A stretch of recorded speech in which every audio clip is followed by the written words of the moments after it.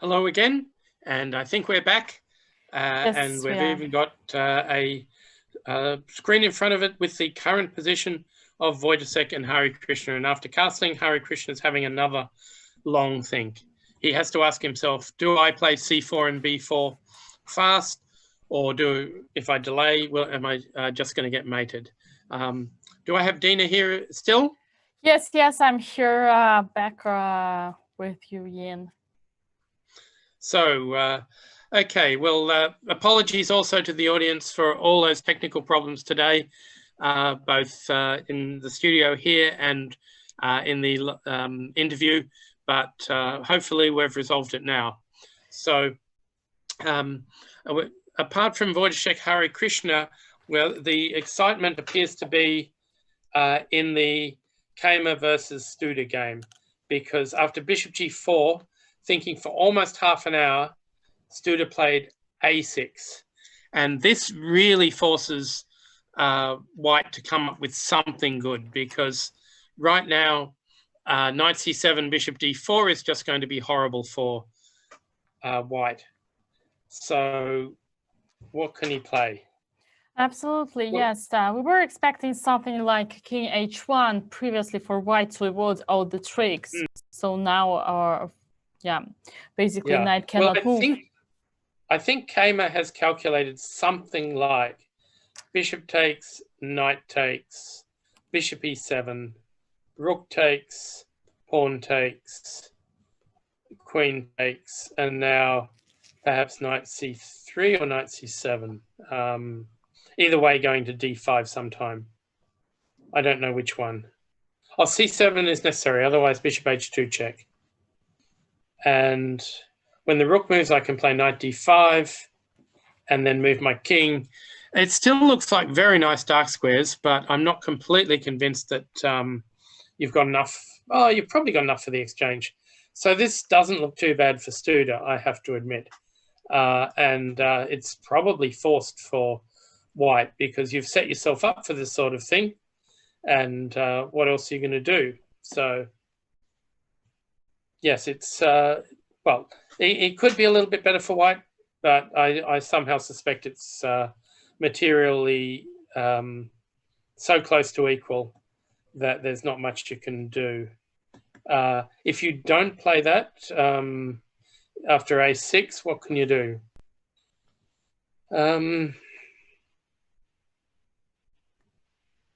Well, you don't have a choice. You either go knight c7 or you take on d7, I think. Yeah, taking on f6 is pointless. So, yeah, the Kama is being forced into some tactics, and if he hasn't calculated them well, then Studer will actually stand very well.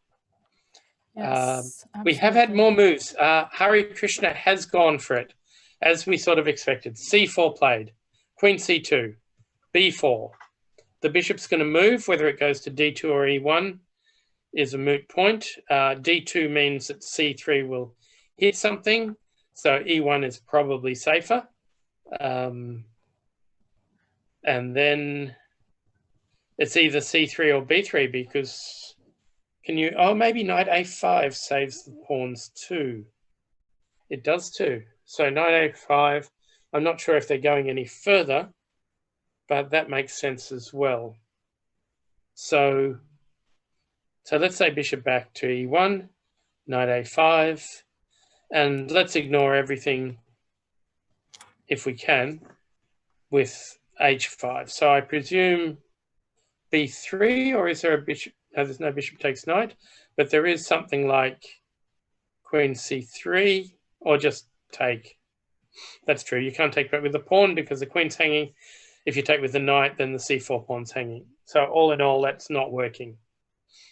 So this is the question. So he played bishop e1, and then came c3 almost immediately. On the board, absolutely. Wow, so he really is going for it. And if you take, then Black's going to rely on the fact that he can move rooks to the C and B file, bishop a3 or knight b4 or something, and it could be nasty. So can you just go b3, or are you walking into some sort of attack with a5, a4, which also looks a bit scary? To allow that pawn to stay on c3 means that unless you mate black, you're going to be worse in a lot of endgames. So I actually don't think b3 is very sensible. Yeah, it's a tough call whether you should swap. Sorry, whether you should take everything, or is that just too risky? Or whether, well, the only other choice is h5, and may not be that bad. But I wonder if you can keep everything closed. So if h5, g5, h6, g6, and then hard to say. What about h pawn in order to protect his king? Actually, to avoid all the checks. In order to protect his king. He can try. Yeah, I'm just thinking that we could take on c3 and get our bishop onto that long diagonal, which might create some problems for black as well. So I guess that means we should start with h7, king h8. And now, is it a question of, I don't know, can we get our bishop to that diagonal, or is it just dreaming? It's probably dreaming, because you can often play f6 or something along those lines, but it's a very complex position, I have to say. Very complex indeed. It's hard to know exactly what's going on. And to be honest, from Hari Krishna's point of view, this is definitely worth giving a go, because he needs to win. And this is about the messiest position I've seen Wojciech have all tournament. He's used to controlling the game, and there's not a lot of control you can have here. Absolutely. This is a double-edged position, a very sharp situation on the board. That's exactly what Hari Krishna is looking for, judging by the fact that Wojciech hasn't yet lost any any single game. So, okay, it's this one is a mess, and that's great for Hari Krishna. I was getting a bit depressed after h4, but he's just gone for it. Now, it's quite possible that c3 is just bad for some reason, but you're not a computer. If there's only one defense, the chances that you actually find it are not that great when all the other lines are dodgy. So I think as a practical try, this is very, very promising. So let's go back to Eduard and Najditch, because Najditch did not take that pawn on c4. He played a3, and he allows b3 if white wants to play it. But, well, what do you do after that? I suppose it's not terrible. b3, maybe black will play d5, but then you have knight d5, I guess. So b3, maybe I don't play d5 immediately and just castle. And perhaps this is still better for white. Instead, white decided really to stay active. So rook d1, takes, knight a5, and knight e5. And again, Najditch has this decision about whether to grab on c4 and sacrifice the exchange. And knowing that objectively it's probably not enough, but maybe you can give it a go. In the end, he decides to just play c6, which looks a bit sad, I have to say. Maybe very sad. But at least it's got Eduard thinking. So, yeah,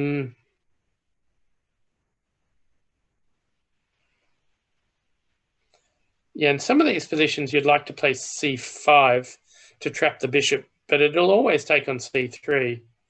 So I guess that's not so inspiring.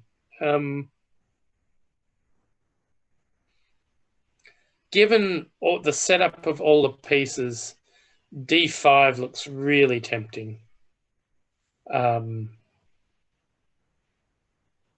Opening up while you're better developed before black has castled. So I can well imagine d5 is pretty strong. By the way, perhaps I missed the last time what we saw this position was with Marcus, and what was the reason, in your opinion, why Knight did not take the c4 pawn immediately? 95, knight d4, and queen d1. Now, if bishop c3, knight c4 wins a piece. And in fact, I think you're losing a piece here, because both bishop and knight are hanging. Right. Yes. That means you should. Sorry, go on. Yeah, we actually analyzed just quickly. Bishop takes c3, pawn takes c3, and knight d2. But it turns out that there is knight takes c4. Yeah, but Marcus was putting the queen on d2, which is not as good a square. Okay. Because then bishop c3 hits the queen. Okay. So that is the real difference. So after queen d1, I think it's already winning a piece. But knight e5 is interesting. Bishop takes, queen takes, knight d5. I think this is a mess, but obviously Knight didn't like it. Because, yeah, even after queen takes a4 here, you can play, you could even swap and take on e2. And it already feels as if black is already getting the exchange back. So queen a4 is not so good. And yeah, the position seems really good compensation for the exchange. But somehow it was not played. Okay, so and here, that was the moment that he decided instead to attack this pawn twice. That's right. But after knight e5, if he doesn't give the exchange, then, well, I put it this way. You could just play knight e4 here if you wanted, protecting the pawn twice. If knight takes, you take with the bishop. You can't play d6 because of knight takes c6. h7 might hang. It just feels pretty horrible. White's got the center and black's pieces are all hitting a pawn that's perfectly well protected. So that's a positional way to play, but I'd much rather blow them away with d5 if I could. And that feels like the best move. Indeed. So, okay, Kamer has played that line against Studer. So we left it after a6. He's played takes, bishop e7, take. And now he has to play knight c7, I think, because other moves allow bishop h2 check. Or maybe not. d7 hangs as well. So you could play knight c3 here if you really want to. And that looks playable. So, and it also keeps b2 protected. So maybe that's better than knight c7. But he played knight c7. Okay. The rook's going to go somewhere. And then, yeah, knight d5 at any moment. You may need king h1 as well, but we'll see. By the way, Edward has played d5 against Knight. So we'll go back to that in a minute. But before then, let's check out the Hare Krishna game, because this one has not reached that position, but White has played h5. And here I think you have to go g5. If that h file opens, your life is going to be horrible. So g5 looks like the only move, and then we'll see what happens after that. So this one's getting really dramatic, and Wojciech isn't being bluffed or anything by that queenside attack. In fact, he's saying to Hare Krishna, well, all right, you can take on b2. It protects my king. Who cares? I'm just going to try and mate you. And we'll see how that pans out. The one game we haven't looked at much is our second place getter, Michael Adams, against David Anton.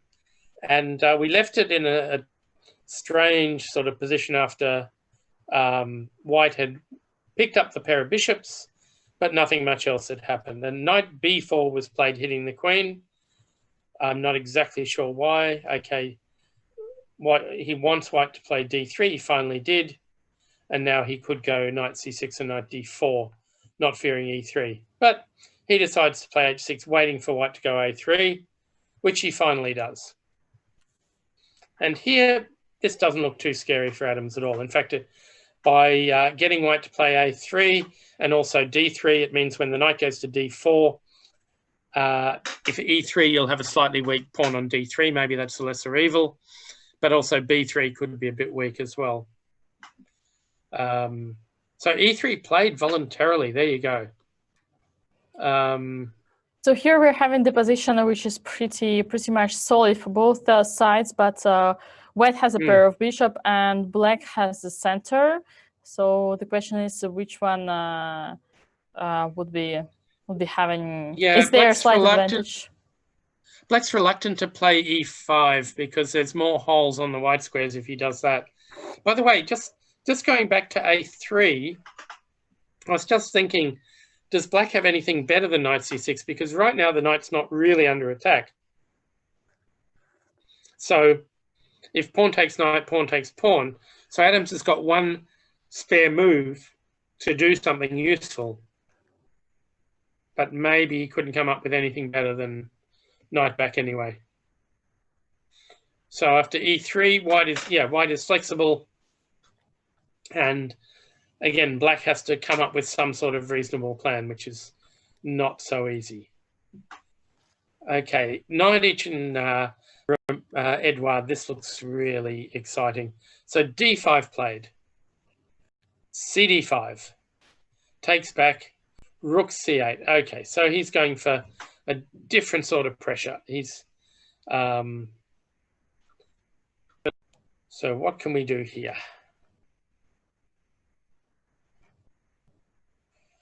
d6 looks interesting. d6.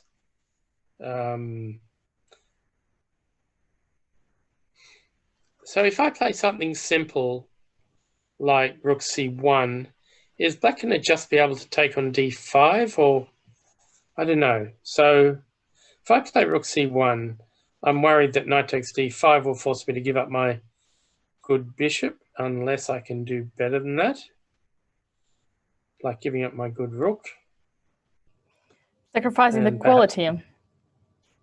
Yep. And bishop just takes wondering d5. how this works. Or maybe knight takes. Maybe bishop takes. I don't know. Attacking f7. Interesting. Queen e7. So I've got the d7 pawn, but I don't know. Maybe knight e4. It's hard to say. It looks like fun, but I can't actually see my threats. Knight g4, knight f6 is probably my biggest threat. Oh, no, sorry, I've left my rook hanging, so I can't do that. Okay, so I don't want it was protected by the bishop, but you didn't want it. Okay. Yeah, so in fact, if I want to do this, I don't really want my rook on c1. So I don't want to leave things. Yeah, there's so many attacking options here. d6 and a sacrifice on d7 maybe, or there's no takes back. Oh, there's no queen a4 check anyway. It's very, very messy. E4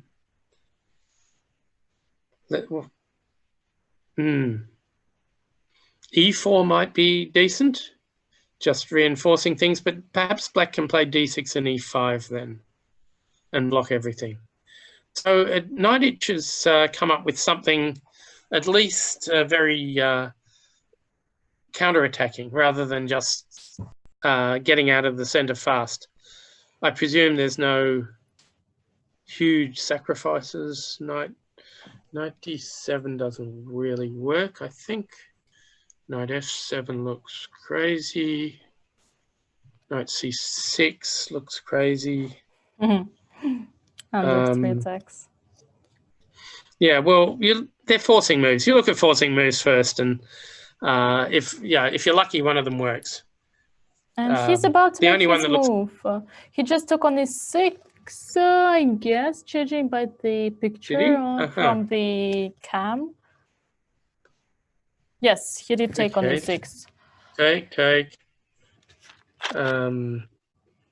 Oh, Knight had left the board, had he, or not? Oh, no, he's taken back already, I think. No, he hasn't. He has left the board. So he will take back. And now, well, I just don't see anything outstanding. It's very hard to get out of that pin on the c file, actually. It might be worth playing rook AC1 just because queen C7 could be nasty at some point. Yeah, it's not so simple. Yeah, I don't like taking on E6. There was no threat of taking on D5, so why release the pressure this way unless you've got a forced win somehow? And yet, because I can't move my knight on C3, I'd be very surprised if there was a forced win. So are there like, come...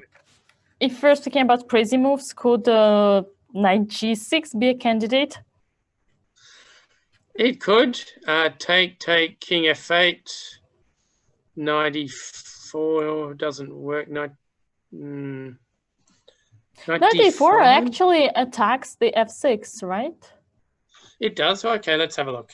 So you need to play rook H6, then I can just play king queen.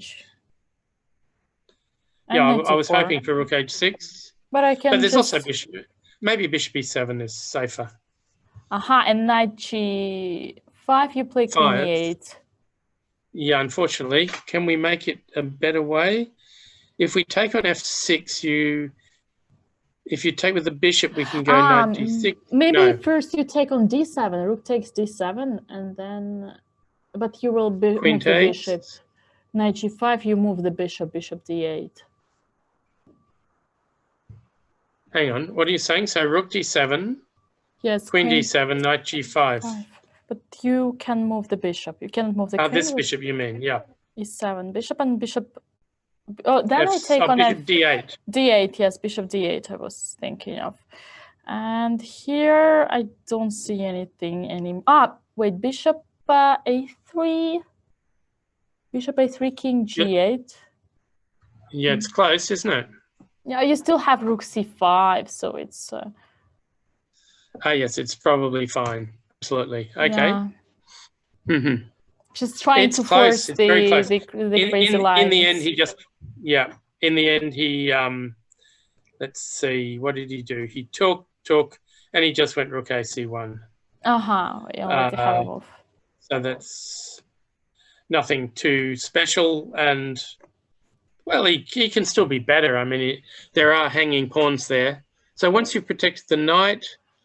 Queen A4 becomes an idea, triple attack on D7 and also attacking the bishop on B4.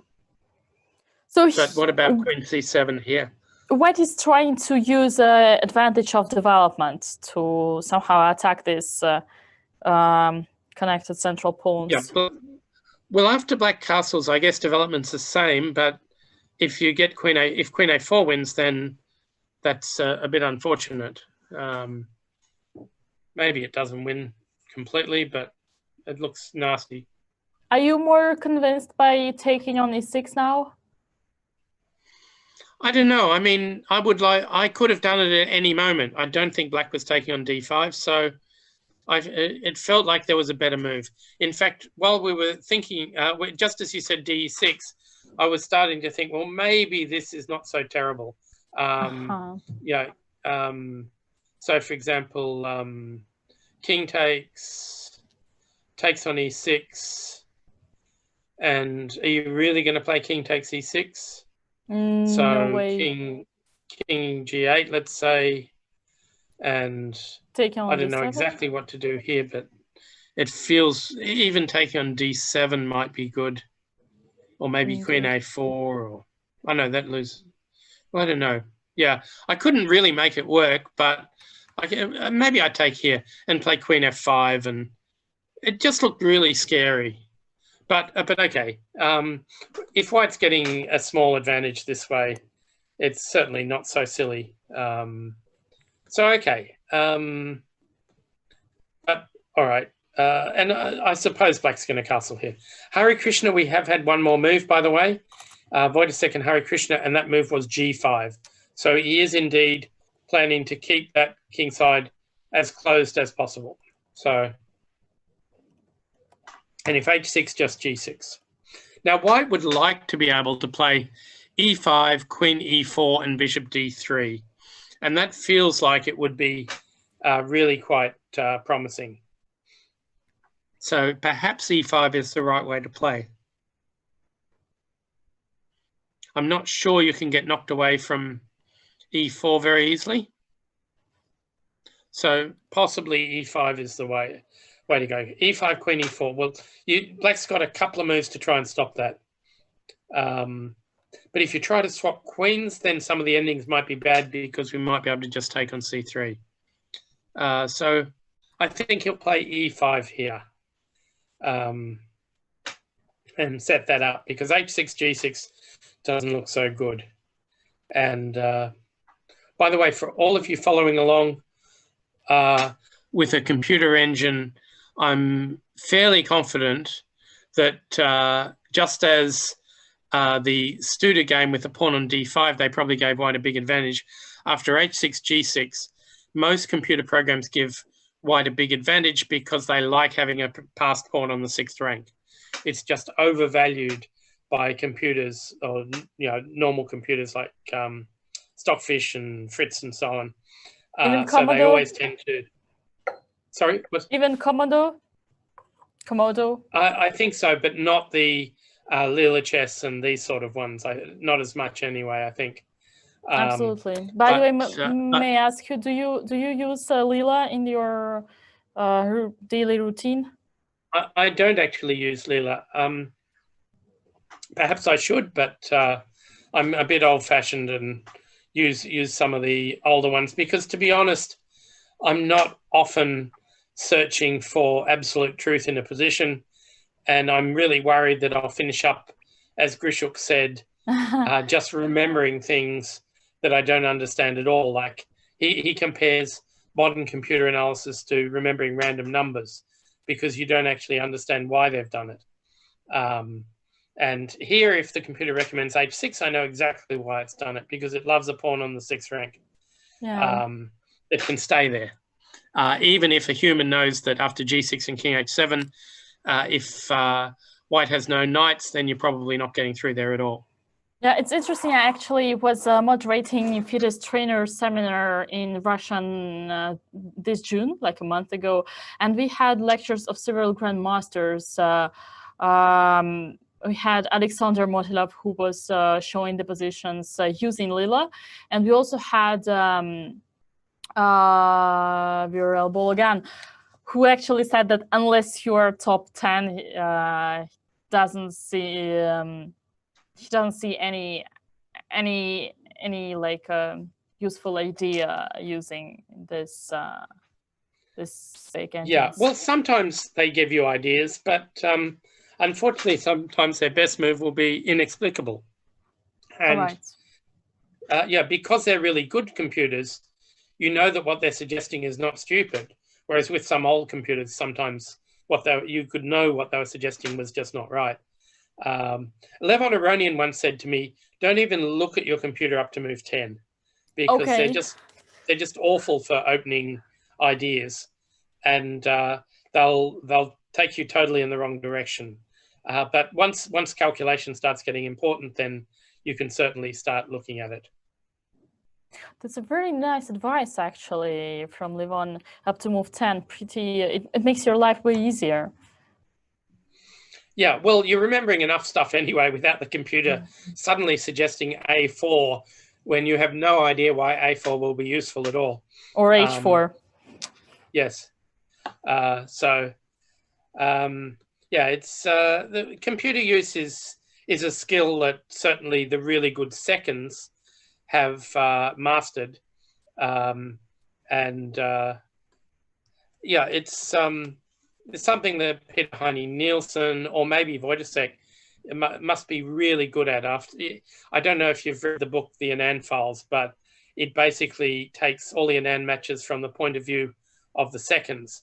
And it's phenomenal how much computer work they do overnight. They just work and work and work, looking at lines, trying to make certain lines work. And they've got certain techniques. I might ask Ganguly about it, another of Anand's seconds, when he comes on again on Wednesday, because it is a skill, I think, that perhaps even Anand doesn't have, but he doesn't need it because he's got good seconds. Yeah, he has a team. Yeah, yeah. And of course, this has been true for a long time. I mean, even in the 1950s and 60s, some correspondence champions were working as a team with lots of analysts helping them. And so there was one correspondence world champion in the 60s, I think, or late 50s, who was always suspected of having just a team of friends around all analyzing. And in a way, that's what's happening. Again, in with computers, you can just run 5 computers in a correspondence game. It's definitely you can just make a match out of computers. Yeah, it's not a one-on-one correspondence chess, really. Even when they ban computers, it's not so well. It was impossible to enforce, and the people with good computers tended to do really well.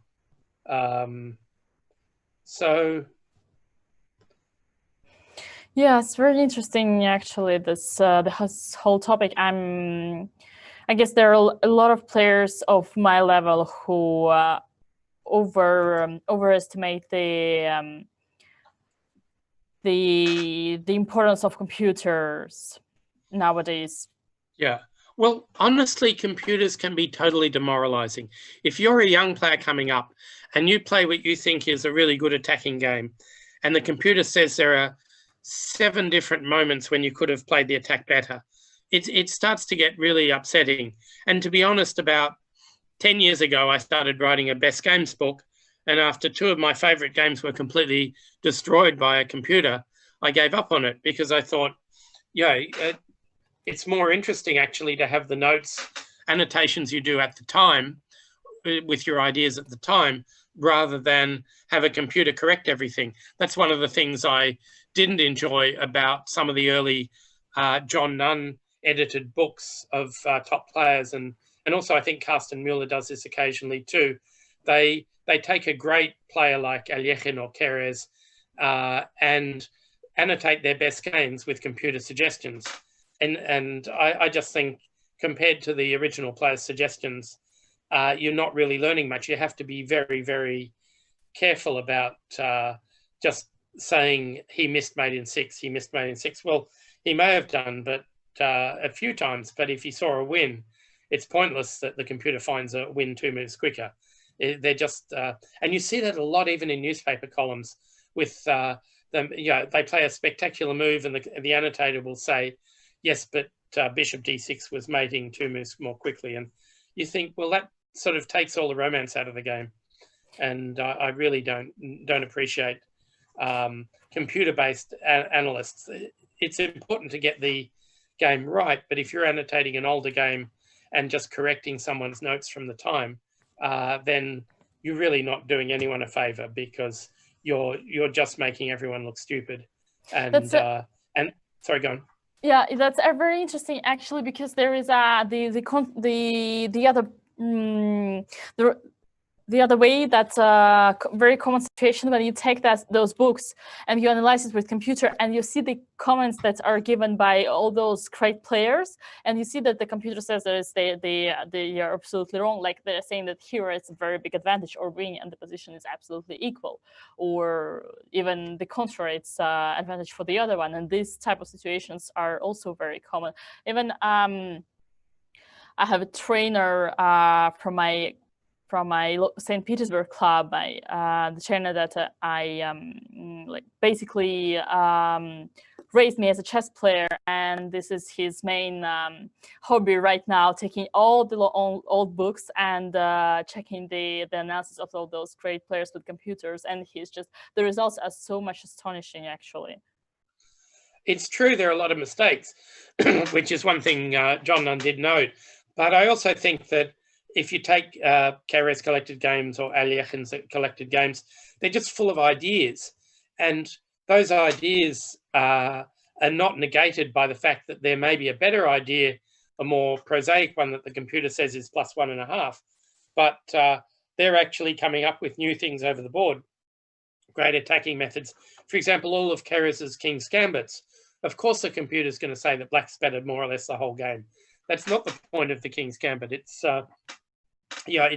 it is putting pressure on your opponent and eventually getting them to crack.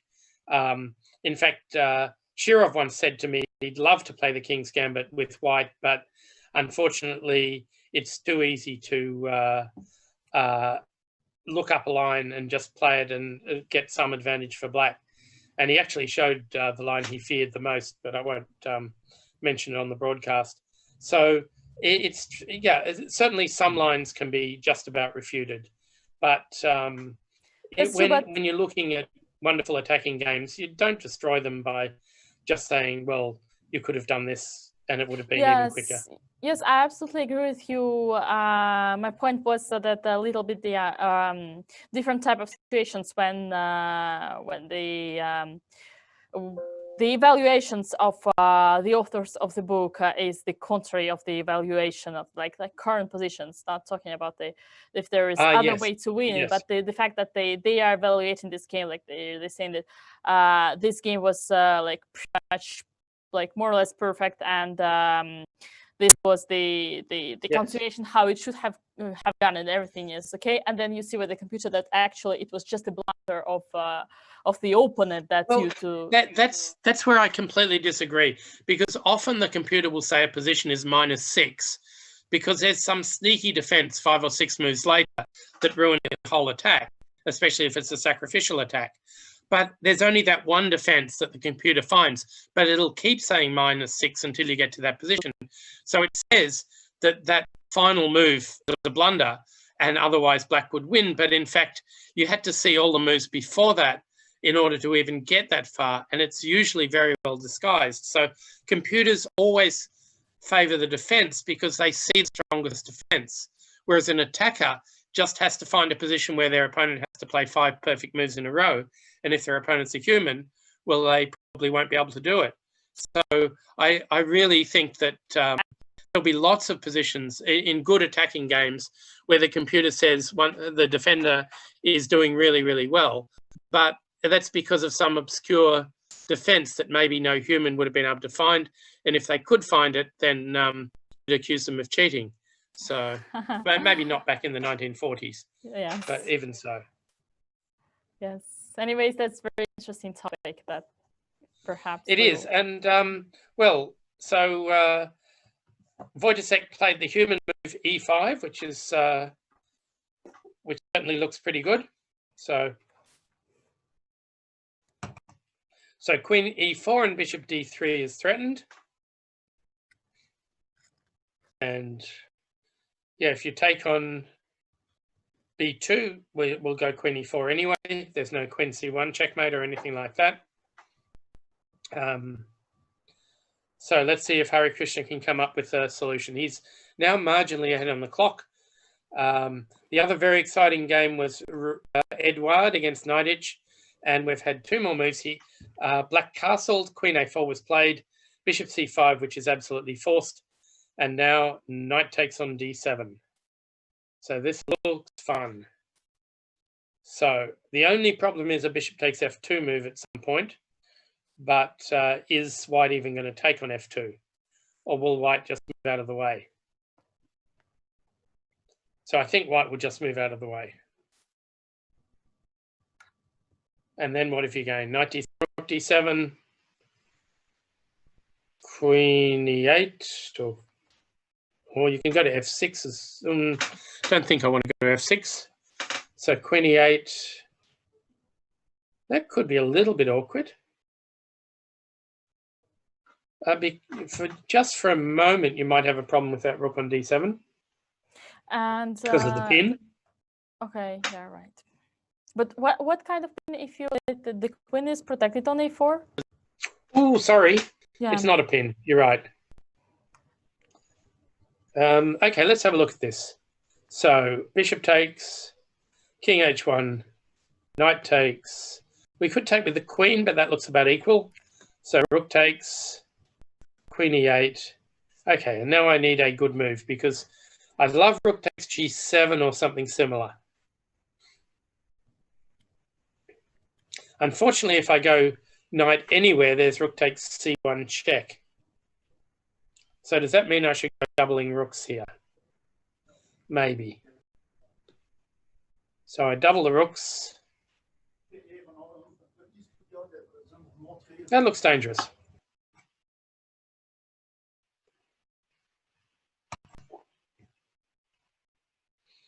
Yeah, g7 still looks like a really vulnerable square, actually. So he has actually taken on d7 first. I guess it doesn't make much difference. Probably doesn't, right? Knight takes, unless you can protect f2 and keep the pin going, but no, that knight can be defended fairly well. So, okay, so he'll probably take with the rook. He hasn't moved yet. But okay, he will. And this looks like black is 5, which is more than you could say a few moves ago, I thought. Okay, we have had more moves with Gamer against Studer. And we left it after all these complications with white, the exchange up, but black having lots of dark squares. So queen g5, king h1, bishop d4. Yeah, and this is exactly the sort of position where black has a forever bishop on d4. Now, maybe you could have taken on b2 first, but no, maybe queen e2 would have been good then. So bishop d4 just looks healthy. So rook e4, but you're not really threatening to take on d4 at any point.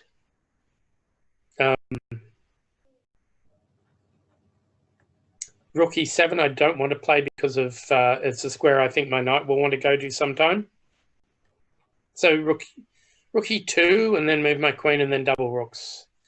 The problem with rook e2 is I'm worried about queen g3 ideas, but you can go queen e1. So okay. Yes, absolutely, so, and protect the squares. Yeah, so I think I'm going to go rook e2, queen b3, sort of threaten that.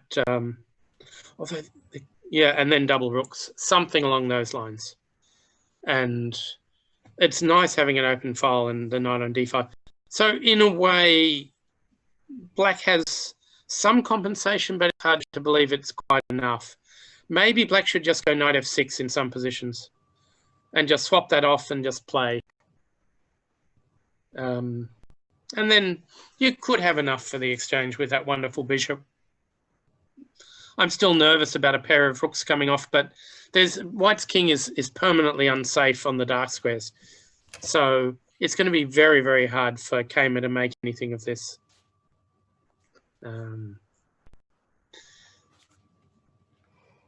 Yeah, rook e2, maybe even queen e1 then, and queen f5 in some positions. Okay, it could be better for white because of that open e-file. It's definitely possible, but maybe not that much. Okay, the game we've been neglecting a lot has been the Anton Adams game because it's less interesting than the other ones, but we left it after e3. And now knight d5. Well, that could have been played before. It was always answered by knight e4. Queen looks c7. Like Sicilian dragon on the reverse colors. Dragon or even a hedgehog with reverse colors. Yes. Yeah, more like a hedgehog now after e3. Yeah, so queen back, queen e2. They're not doing anything, are they? Knight e5. I don't know where the knight is going. I guess Adams is just with his pieces on good squares and is waiting. But one of the problems with going knight e5 is occasionally you can do d4, take back with the rook, and try to open up for the other bishop as well. Now, you've got to be careful about your a3 pawn, so you can't take back on d4 with the bishop, and you've got to be careful about knight c3, swapping off your dark squared bishop. So then it would be a question of whether f5 is possible, forcing the knight away and then playing knight c3. Also not bad. So Adam seems to just have this vaguely healthy position. White is going to have to take risk d4, f4, something like that to create something here. You have to get rid of those knights if you're going to do anything. There is an old-fashioned plan of f4 and g4, which usually looks more than it is. You try to put it on g5 and then play knight f6 check when they're not looking. But most of the time, you have to clear the g file so that you can get a rook to the g file. And that's not really going to happen here. So, and f4, of course, has other problems like the weakening of the e3 pawn. So unless you're sure you're going to get through, I don't think Anton is going to play a move like f4. Now, d4 is simply much more healthy. d4 takes, rook takes. And the danger is you don't have enough advantage to win, not that you are not slightly better. So I think d4 is the healthy move here. Still no move from Hare Krishna, by the way. And he has spent now only 9 minutes on this move, not so much. But he's certainly overtaken his opponent on the clock. And it's a game that looks like it might finish in a bit of time trouble. Kamer has moved, by the way. And Kamer has played rook e7, which I guess is the most aggressive option. I thought the knight wanted to go there, but maybe it's not so worrying. And it does tie down that knight on d7 because of the b7 pawn. But I just thought it encouraged b5 here. That maybe white's got something good against b5. I don't know. Because then if queen e2, for example, then you've got knight e5. And this rook on e7 looks very dangerous. It does. So, okay, let's go b5. So now I need to move my knight away from d7. I guess b3 is the... No, the rook's hanging. Yeah, sorry, excuse me. So that's why you have to start with queen e2 or something like that. c4? I cannot. No, I can't. No, I cannot because of rook e8. Oh, wait, rook e8, there is... No, I cannot. Yeah, you can. No, because there will be knight f8 and knight e7. Knight e7, yeah, immediately. So okay, so play knight e5, activity. Thread, okay. Oh, not thread, rook takes knight, unfortunately. In this case, I can take on b5. Yep. And then I wanted to just move and win a piece.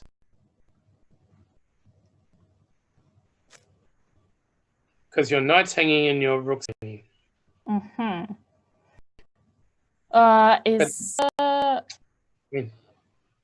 If I play queen e4, just f5, I guess. Oh, f5, maybe queen f4 still. Something holding. Nice move. But I'm not sure what would be the evaluation after takes, and a takes b5. Probably knight e6 still. Yeah, I'm worried about the rook on the 7th. Yeah, absolutely. Usually, when you use rook on e7, it's like you do not continue the line after because it's super dangerous. Yeah, well, here I think I might be winning material with the e5 knight hanging. So it's difficult for Studer, actually. Okay, so b5's got to be good. Knight e5's got to be good. Takes. And now, yeah, so unfortunately, so g6 creates that threat. But what if we start with f5? So this is a try to win a piece by rook takes knight and then queen takes rook. Oh, rook e5. I've just cut off my protection of my knight, so I can't even do that. And if g6, queen e4, amazing. But probably true.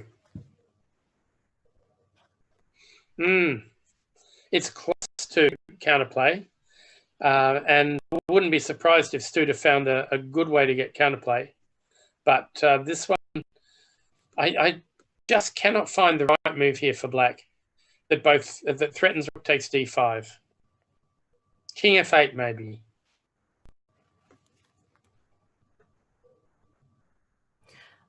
Bringing your king into the defense. Interesting. King is also a piece, even though it's still a middle game.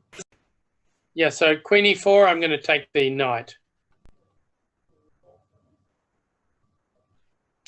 And even that might not be so clear. Because black is down material. I don't know, king or queen takes. And it's up to black to mate on the dark squares very, very quickly. It's game over with that passed pawn.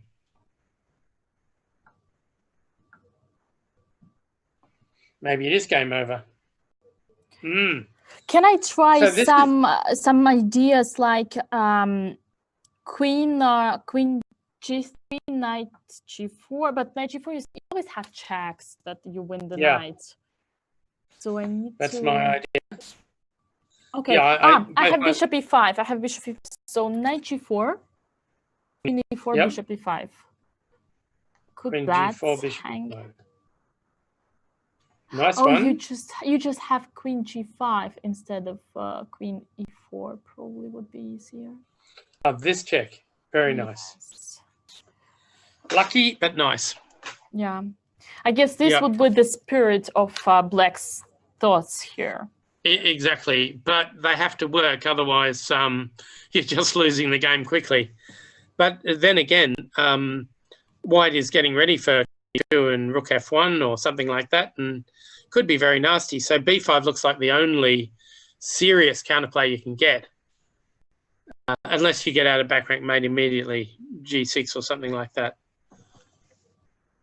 which might be all right. But maybe white's...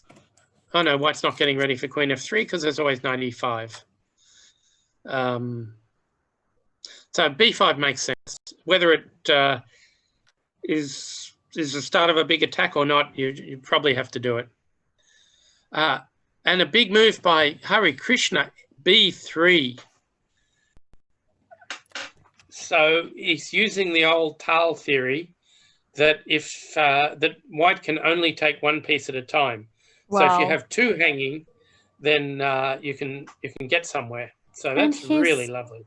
Answering immediately. I guess he took on c3, but we need to with a queen. But he took on c3 with the queen. Yeah, I guess so. But again, not sure. Just judging by the picture. But yes, indeed, you cannot take both at the same time. That's a very interesting idea. Okay, he will take king a1. Yeah. Yes. Remember, of course, he's also distracted white from the e4 square, so that is a bonus. Yep. And here we have. So we could go bishop b4 and swap some bishops, but I don't know if I really want to. I think I'd rather put my rook on b8, or maybe one on c8, one on b8. But this is exactly what Hare Krishna's been going for. Sure, he's going to be a pawn down in the endgame when white takes that pawn on a2, but I don't think he wants to take it in the middle game. He wants to use it as protection. Indeed. So all in all, well, this is counterplay, definite counterplay. Could you please excuse me for a second? I need to put my computer on the charger. Not a problem. So, okay, so Hare Krishna and Wojciech has suddenly livened up a lot. And, well, now the hard part for Hare Krishna after king a1 is to find the most accurate move here. Is it rook c8? Is it rook b8? Is it bishop b4? So rook c8 might threaten some dangerous knight move too. So we're going to see. We have had a move from Studer, and it is by far the most ambitious move, knight e5. So he is simply giving away the b7 pawn. And I presume that's in order to set up one of these queen g3 sort of attacks. So rook takes b7. So is he going to take on c4 here? Probably. And this is getting messy because we've got to worry about knight e3. I guess there'll be a check. King runs somewhere, knight c6. Oh, anything could happen here. Knight e3, I guess, is answered by queen f3, which is a bit awkward. Probably white's coming first here. Rook unfortunately on for b7 Studer. is super dangerous. Yeah, well, I guess he's going to take. What else can he do? Queen e2, b5 would, you don't want to allow that. So, yeah, it's got to be rook takes b7. And, well, it's going to be quite interesting. Okay, we have had one more move from Knightage. And, well, he never took the f2 pawn. After rook d7, he played queen f6, waiting to take queen. And then came king h1. So right now, is white threatening d1 as an idea? It might be a decent idea. It's certainly extremely messy. So what is black going to do here? There's so many tempting moves. Queen takes f2 is obviously the most tempting, but knight e4 wins then, because g7 is so weak. In fact, rook g7 might work as well. So you can't just do that. You could take with the bishop, because knight e4 is answered by queen takes bishop on b2. So that's definitely possible. Okay. Yeah, it's very messy. So as we go into the second hour, I guess I should do a quick summary. So we have Khemer against Studer. We think Khemer is better, but it's certainly messy. Hari Krishna against Wojciech, very, very unclear. And Wojciech certainly has some winning chances. Eduard against Knightage, it feels as if white should be better. White's played all the right moves, but the position is still very unclear. One thing about Knightage's position, though, he only has 20 minutes left for 20 moves, plus the increment. So he is definitely a bit nervous and trying to find difficult moves. White's moves were a bit easier. And finally, Anton against Adams, and it's just a manoeuvring game when not too much is happening. So that's the update we've got now. And what I might do is, let's see. Well, I should also remind you that of the scores. Wojciech leads the tournament, 31.5. 4 points ahead of Adams on 27.5. 4 points is the difference between a win and a loss. Hari Krishna has 24.5. Khemer has 22.5. The only ones who can even theoretically win the tournament. Then you have Anton on 18, Knightage 17, Studer 15, and Eduard 12. So that's where we stand at the moment. And let's see. Well, the Hari Krishna game is a big one. The top two seeds playing each other. And also the type of the position is very, very interesting. Here we have Wojciech not trying to have something boring and go secure the points, but going for a double-edged position that is quite unstable. So I guess, yes, this one is one of the most interesting games for today. Indeed. I believe we've lost the boards again, and I'm not sure on that, but I'll have to check. So the technical problems continue, and we'll see how they go. But okay, yes. So Wojciech Hari Krishna. If Hari Krishna wins, and it's completely possible in such an unbalanced position. By the way, he has played Bishop B4 for those of you who do have a board in front of you in that game. If he does win, he will not go past Wojciech or Adams, but will be just behind them. If Adams wins, he'll be equal first, and then there'll be a 3-point gap to Hari Krishna. But to be honest, Adams' position is not one where you would really expect him to win. So it's tough to know. Khemer, of course, can move up, but look, he could overtake Hari Krishna if Hari Krishna doesn't win. but he really has almost no chance of winning the tournament.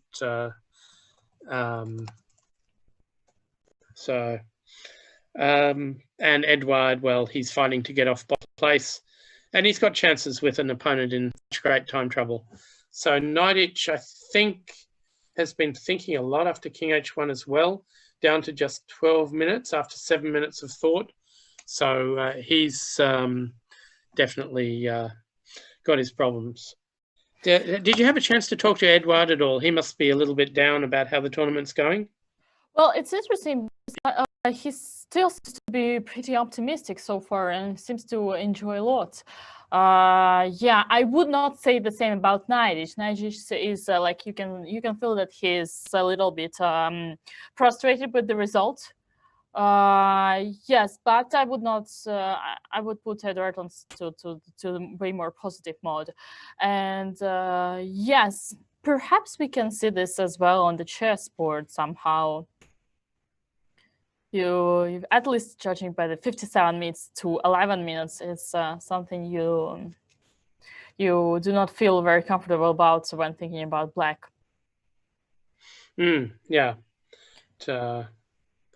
So yeah, no, go on. Yeah, I assume that Knight-H hasn't played much of online during the last months. I guess No. I guess Romain was a little bit more active, which could also be in his favor. But I did notice that none of them have really been very keen on playing these online tournaments. Now, perhaps that's because the really good tournaments are all filled with the same people, more or less. You have top 20 players, and they don't get considered for invitations. You have both Wojciech and Harikrishna are just outside the top 20. And so maybe it's just not very attractive to play in a tournament with a small prize money and 50 grandmasters, and you don't know how many opponents are going to cheat. So it's probably a little bit demoralizing to play online chess if you're serious and you actually want to do it to improve your game. Yes, that's absolutely true. There are still these Title Tuesday events, but yeah, in general, yes, Romain must have been a little bit more active, but yes, I'm pretty sure they're in a more or less same chess online situation. Yeah. So, okay, if you have got the board, we will go to the Knight-H game, because Knight-H has just grabbed a very hot pawn on E2. So he's not even trying to win the F pawn. So it can save itself just by moving now if you want. But really what White would like to do is play something along the lines of Knight D1 to hit the G7 pawn. Maybe it can just be answered by E5. So maybe I'm not really getting anywhere after Knight D1, unfortunately. Yep.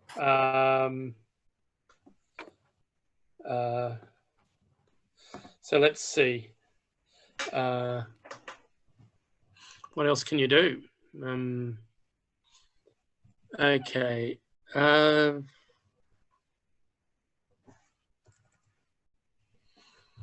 it's not easy. So right now, I'm not too worried about anything taking on F2. If queen takes, I've got knight E4. If bishop takes, that's probably more dangerous, but I don't actually see that it threatens anything. So as white, we've got a move or two to do something. I just don't know what. Very, very tricky. And we finally have the word on the screen sharing, so yeah, that might make the I think easier. F4 looks healthy. Your king's safe. There's no bishop F3. On almost any other move, bishop F3 is going to be good, I think. It looks pretty natural, yeah. Yeah. So how do you cover bishop F3? Almost impossible to cover. Although that's just equalizing the pawns. So you can play a move like queen E4. and send the bishop back, because I think bishop f3 is going to be horrible. So if we play queen e4, a bishop f3, we just take everything, knight e4 threatening g7, king g2, simply much better endgame for white. So you have to keep the pieces on with bishop a6. And here, maybe here knight d1 is much better because there's no e5 anymore. In fact, this is winning, isn't it? Is it?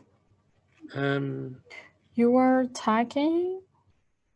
Wow. So bishop d4, bishop takes, rook, bishop, let's have a look. Bishop d4. Okay, bishop takes. Rook takes wins a piece, or queen takes wins a piece, sorry. So that's useless. So queen e4 is annoying. I'm not saying bishop f3 is losing or anything. It's just bishop f3 is, yeah, we'll just take everything and play knight e4. And now let's say rook f7. Oh no, you can't do that. Take, knight d6. Big accident. So what can you do? e5, I just take it. I can't play bishop f8. This is game over. Is Absolutely game over. Wow. So,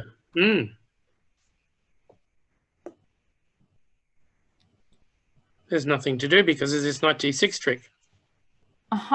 Except rook g7 is not a game over because you can run to f8.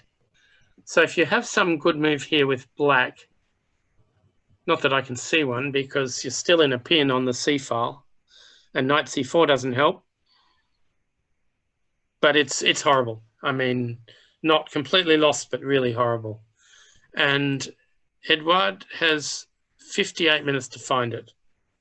Well, I don't think f4 is bad at all, though. So if he's going to have a long think, he should calculate queen e4. If he wants to keep the time pressure on knight h, just play f4. And that looks pretty scary. Unless knight d1, e5, f4 is even better, but somehow I don't want to give the black queen some spare squares. Oh, I've got bishop d4 all the time. Yeah. So, okay, it's messy, but I think f4 is a practical move. Queen e4, if it does force bishop f3, I'll play that like a shot. It looks fantastic as well. So Edouard looks like he might be scoring his first win of the classical tournament, and that might move him off the bottom, depending on the result of Kaymer against Studer. Oh no, that is not the position. Knight e5 has been played, and now Kaymer is having a long think here. I thought rook takes b7 was just it, but he's now been thinking, how long is it?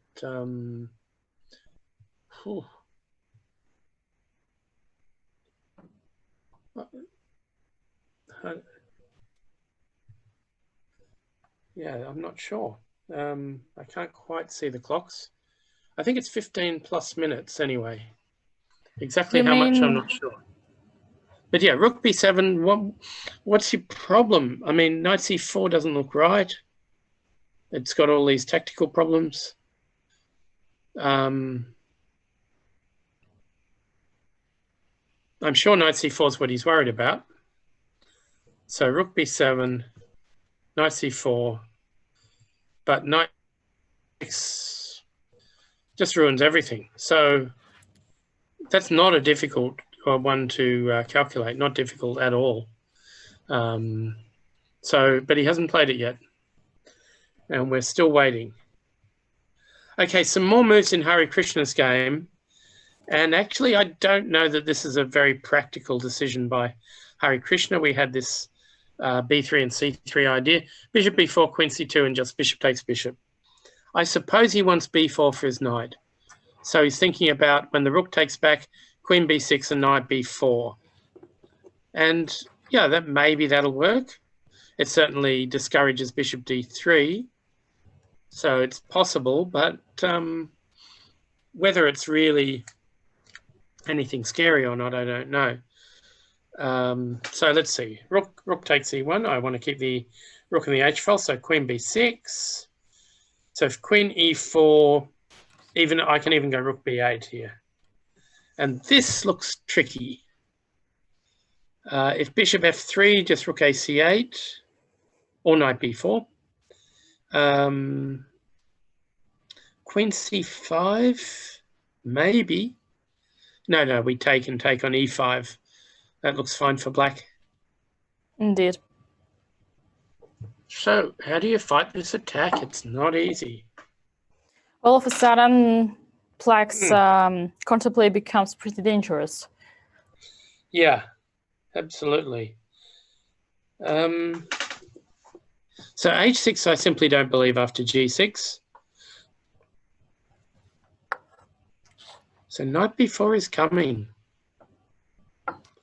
Absolutely dangerous. And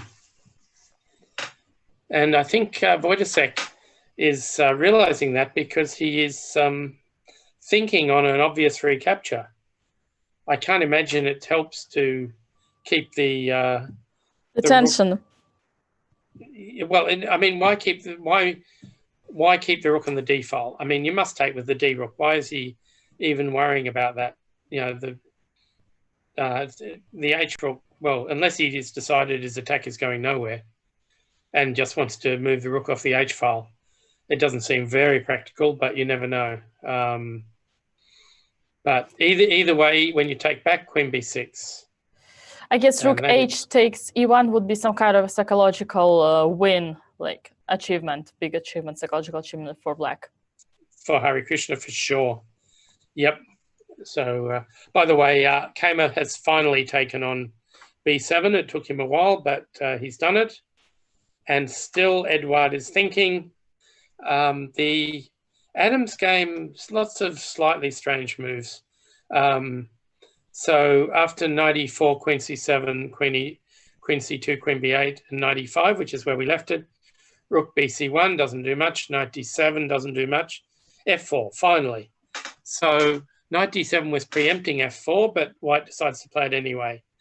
Yeah, it doesn't look like one of those positions where g4, g5 will be very good. So a5 played. Occasionally, black can go a4 and just leave white with a weak a3 pawn, but it's unlikely to be anything special here. You'd like to take back with a piece on a4 if you can. It's not impossible. Maybe the black queen is thinking about going to a7 first. And white doesn't really want to go a4 because it gives b4 to the knight. So, okay. Finally, a move from Edouard, and it is quite sophisticated. A similar idea, really, to queen e4, but he went queen c2, which I quite like. So bishop, it protects the bishop. It means if bishop f3, you've got knight e4. And so bishop f3 played. He will play knight e4. I'd say bishop g2 is absolutely forced. King takes and queen f3. Yeah, I don't want to play king g1 because of bishop f2 check. So king g2, queen f3. That looks dangerous. Queen f2. Yeah, that looks dangerous for black. Yeah, queen f2 you cannot because there is the knight. There is the knight. Sorry, yeah, sorry. Queen. But you can take with the bishop. Well, you have a rook g7 there, so you cannot. So queen check, and I guess I go king g1. And this is where you need to find a good move. In the worst case, okay, wait, bishop takes f2 is check. So if queen takes f2, now we have rook c1, bishop takes c1, and queen takes e4, for example. How do you like this one? Or queen d1. Or queen d1. I like it. Okay. Oh, wait, queen d1, there is the rook on this side. Sorry, rook c1 first.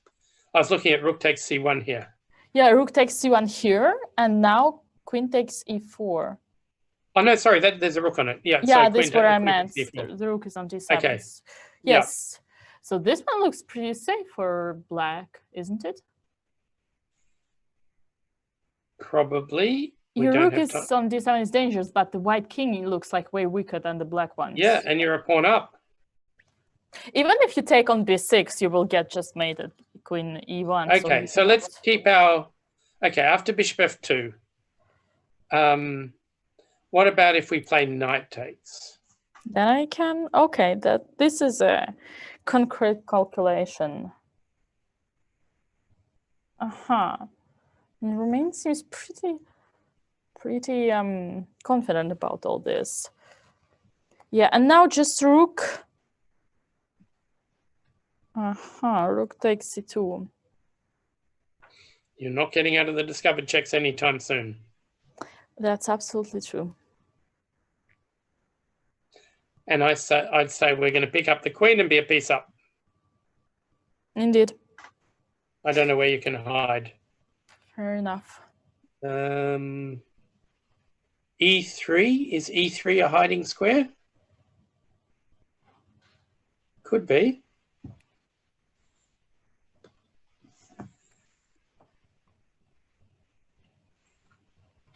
And we're so close to finishing it, but in fact,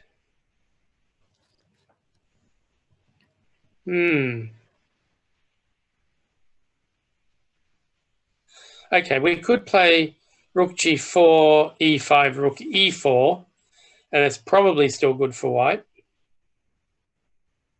Right. But messy. But I can understand why Knight has absolutely burned time, because yeah, you can easily be completely lost in a position like this. Everything is super concrete, and while white has rather easy moves, black needs to find always the only one defending good moves. So let's have another look. We have this position, and Knight is thinking again. It takes, rook takes, rook takes. Okay, so e5 doesn't seem to change anything. Oh, maybe it does. e5 takes, knight takes, and what about queen takes? That is still pretty horrible. Queen takes, rook c1, king g2. Take. And here, maybe g6. Oh no, g6, rook g7. But you now have king f8, so maybe maybe black could survive here. Oh, you want to take h5, h5. Just, rook c2 check. Yeah, rook c2. Doesn't look that dangerous as it was before. Oh, then knight c4. I don't want to go there. King up. And can I take on h2 first? Or knight c4 as well, intermediate, because you cannot... I could. I've got rook g7 and bishop f6 if I need it after knight c4. But probably it's just the same thing. Drawable, yeah.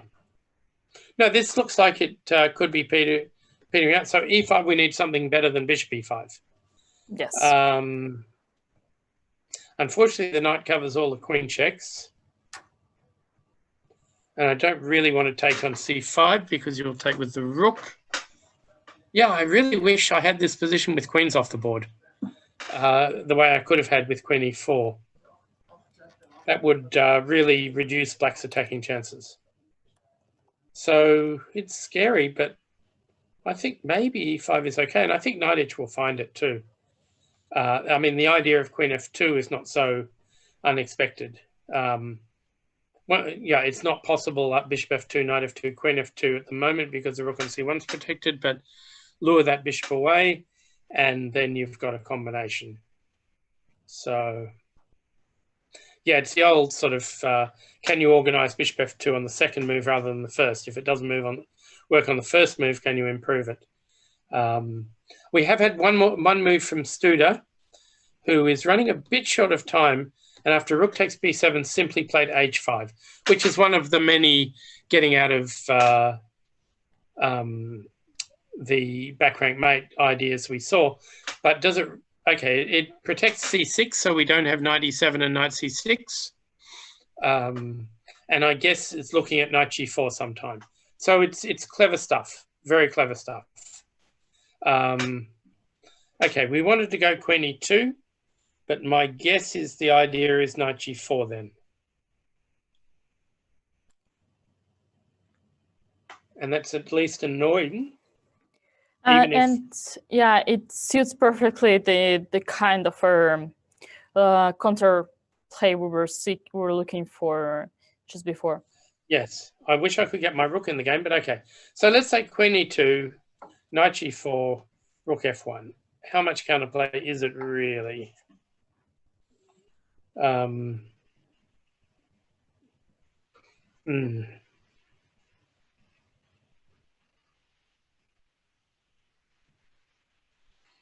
Yeah, I wish I had some sort of rook e8 decoy move, but unfortunately you take it with check.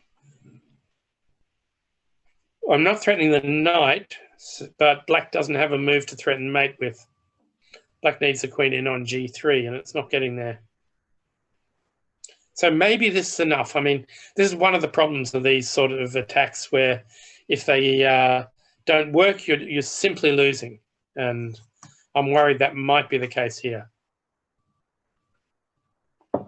Because white is up a lot of material now. The exchange and... Oh, no, only the exchange, not even the exchange and a pawn. Oh, not that much. Still, you don't have to go knight g4, but it looks like the move you want to play. Does rook d5 make a difference? Probably not. No, I honestly, I no longer trust Studer's attack here. It doesn't seem to be enough pieces in the attack to really make it work. And I simply cannot organize queen on g3 and in the way I'd like to. So, for example, if you start with queen e2, queen g3, I suspect I can simply take on h5. Even and like already this. Yeah, you've got a problem. Oh, hang on. Knight e7 might be pretty good too. But then you'll go to f8, I guess. Yeah. But here, yeah, you've got to go knight g6 if you want to keep attacking with bishop e5. And then at the worst, I play knight e7. And you'll definitely be in trouble. So if knight g6, knight e7, take, rook takes. And there's no way black can do anything here. You just don't have enough control. e5 played, by the way, by knightage. And that's not the position. e5 is the position. So bishop e5, he's seen this combination. He's only got 3 minutes left, but actually, if he gets that sort of drawn position, I reckon he's going to be okay. And the question is, how does white keep the game going while avoiding getting mated? Actually, very easily. Is it? Rook e1, for example.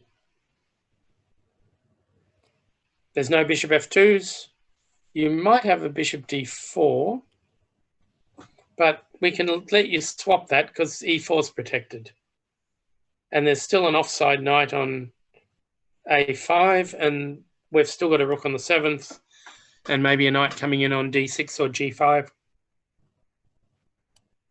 So it's time for Edouard to decide, okay, bishop takes e5 is a draw. I'm way ahead on the clock. Let's just find a way to keep the position going.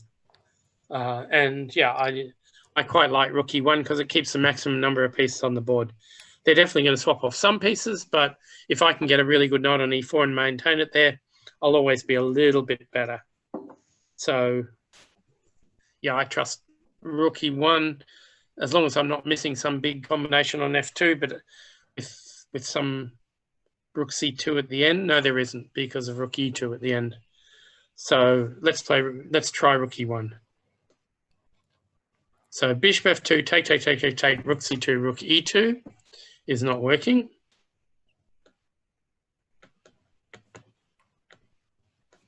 That variation. And bishop d4, I'm planning just to move my queen. I don't know exactly where, though.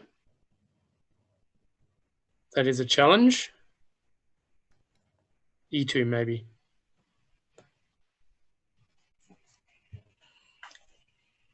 Again, I wouldn't mind an endgame here. I may not be much better, but I'll be a little bit better. And if bishop takes b2, queen takes and knight c4, you just go back to e2. But you mean take and knight c4? Trying to activate one more piece, you will just... Yeah, I might be happy with just queen b3, you know. Even this I one, don't know, okay. maybe queen b4 is better. Maybe queen b4.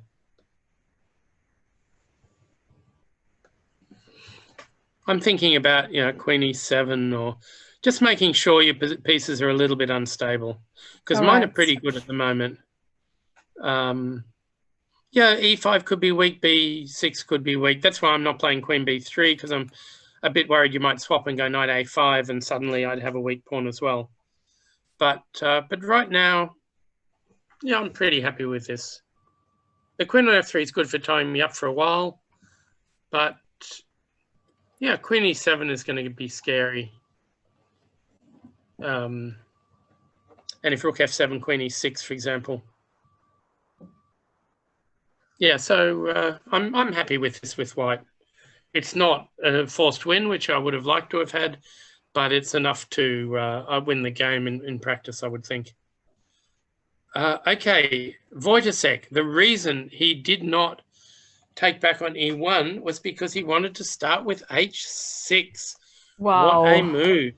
This one we definitely did not consider seriously, at least at all. No. Wow. So if bishop h4, I guess he wants to take and go g3. So that it looks very decent. If g6,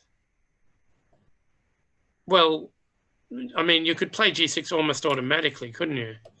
But as a good player, you're obliged to try and make this work. So this looks somehow desperate at the same time, because like you understand that all the natural ways do not work anymore for white. Yeah, perhaps. But again, if you took on e1 with the d rook, you could play h6 later and you'd probably get g6 as a reply. It's not as if black can do anything around here that saves the bishop. Bishop h4. Yeah, it's very funny move. Okay, let's try to save the bishop. So bishop h4, pawn takes. Now maybe it's better to play g3. Rook c8, g3. Have we got some nice combination here? Probably not. Queen a5. How scary is this? Pretty scary. Indeed. Rook e1. Sorry, rook c1.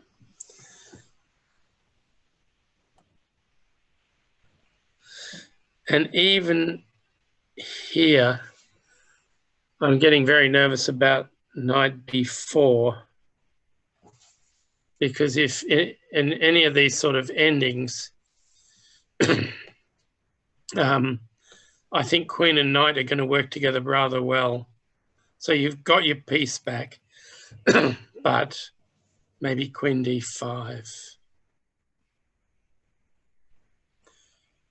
And I'd be pretty scared if I were white here. You can continue because of queen with e4. Yes, looks very dangerous. So rook g1, I guess, doesn't work. Queen e4. Well, I'm hoping it doesn't, but it might be a perpetual. Yes, there is a perpetual indeed. Rook g5, rook h5. Which could not be that bad for Radek after all. He's leading the tournament. Absolutely, given the tournament. Yeah, and seeing the position, how complex it has become recently. Yeah. And what else do we have here? Queen A4. Doesn't look so great. Because of bishop D1, I guess. Yeah, maybe this is okay, but I instinctively feel like black should have a way through around here. I just don't know what it is. At the same time, if black doesn't find any dangerous attack here, he will be just losing, I guess, because these rooks are very dangerous. Sure, but I think the keep threatening knight C2 will be the way to go. So queen D5, queen E4 looks like it absolutely forces white to go for the draw.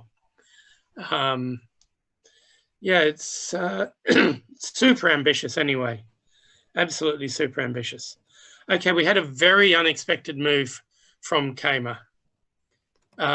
Instead of queen E2 or something normal, he went queen C1. So he looks like he wants to go queen F4,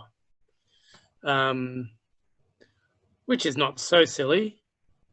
Judging by the fact that he's quality up and the endgame should be always good for him. But I mean, after the queens come off and knight takes C4, this could be very hard to win. So first question is where the queen goes.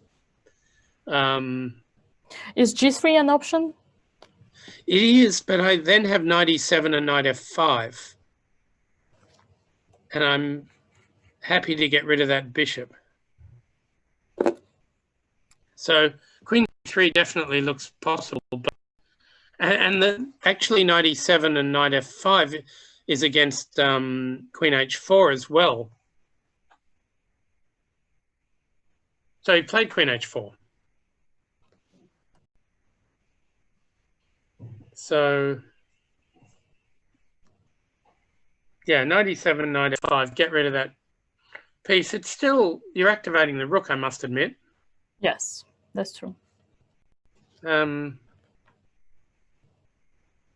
there's still some leftover attack here for black. Although you have to move your queen away from H4. And it's hard to find a really good square, I guess. Back to G5, maybe. Oh, no, there's a queen covering it. So not so easy. Anyway, Kamer is having a think now. He didn't expect queen H4. Okay, Hari Krishna has played a move we did not consider at all. Rook F C8. Asking for pawn takes G7. Just asking for it. So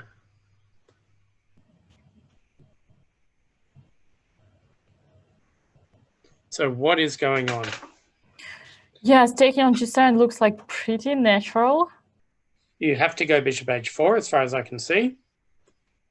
Yes. You have to go G3.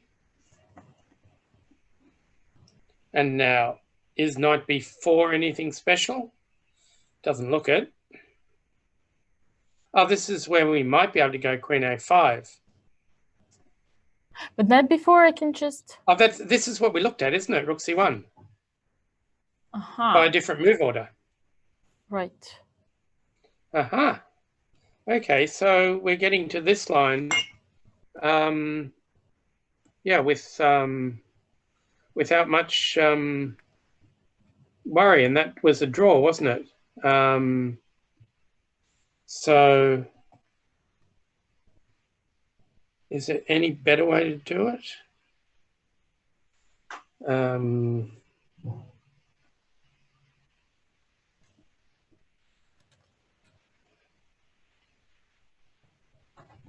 I can't see it offhand.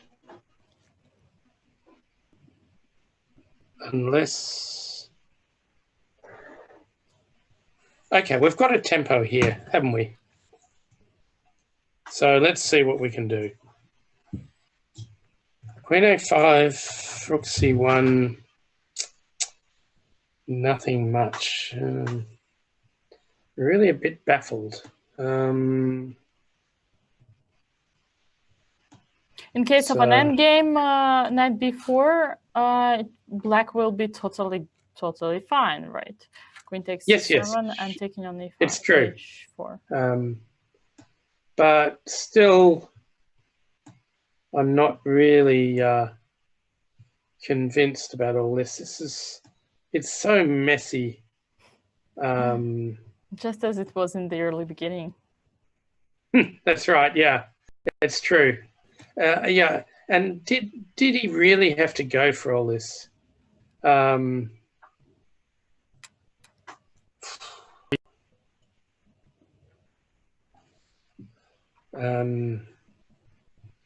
Yeah, very, very hard to know. So,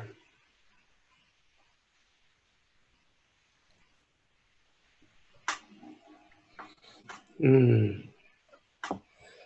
I can't. Oh, that's an interesting suggestion from the chat, knight d4, but I guess it doesn't work. Knight d4, you take on c7. Knight b3, king takes a2, and the knight is attacked. Right, yeah. Knight takes d4. Nice attempt, but fortunately it doesn't work either. Yeah.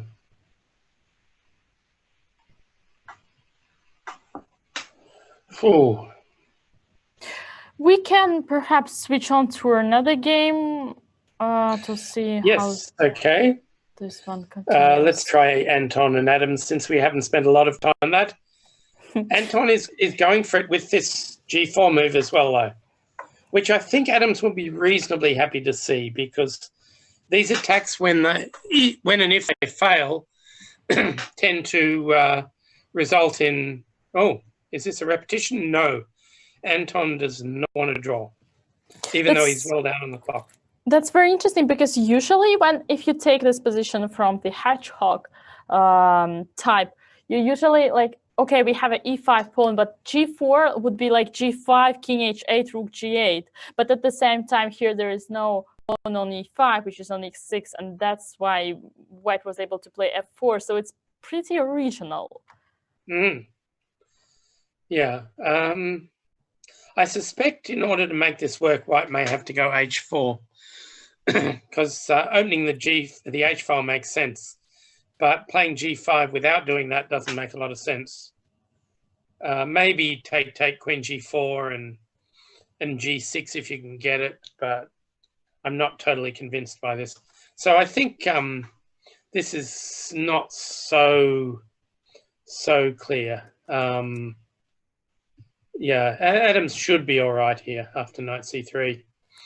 I mean, he's almost provoking black into playing b5, which he may have wanted to play anyway.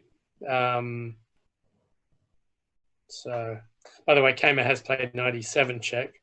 But, yeah, sometimes in these positions you can go g5, but I suspect not here because of the long black diagonal. Just makes, g5 can easily be answered by something like rook f1, and you've probably just weakened your own position. Indeed. So,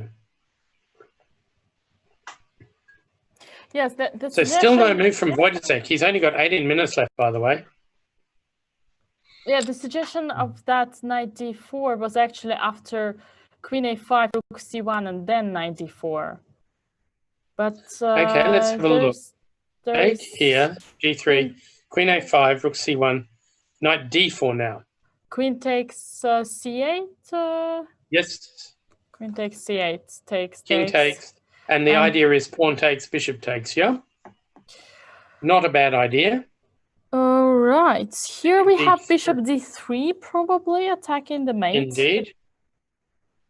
And f5 I'm guessing we have to... is the only defense. Bishop e5 is probably not enough, though it is a lot of pawns. Bishop e5 is interesting, actually, but probably white should be better. Yes, at f5. f5, yeah, okay. So then you can check. Oh, no, you can't check on c7. If you take king g6 would be, yeah.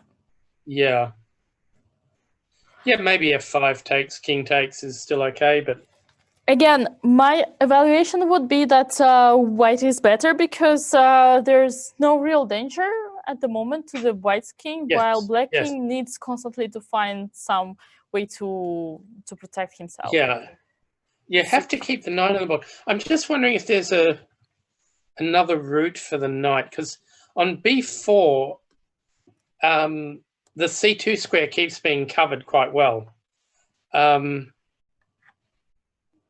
So I'm wondering if I can play knight a5 at some point, but I probably can't do it here. It does nothing if queens are off. So if I start with queen b6, no, it's not going to work. Rook c1 anyway, because this doesn't actually have a threat. Take, take, take. And take, and pawn takes bishop. And I can't see a threat here. Yep. No. Oh, hang on. Queen b7.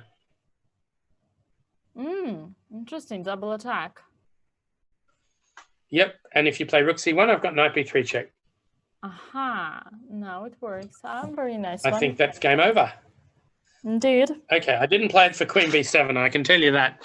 But it's okay. Queen b6 has tricks then when we get a position with.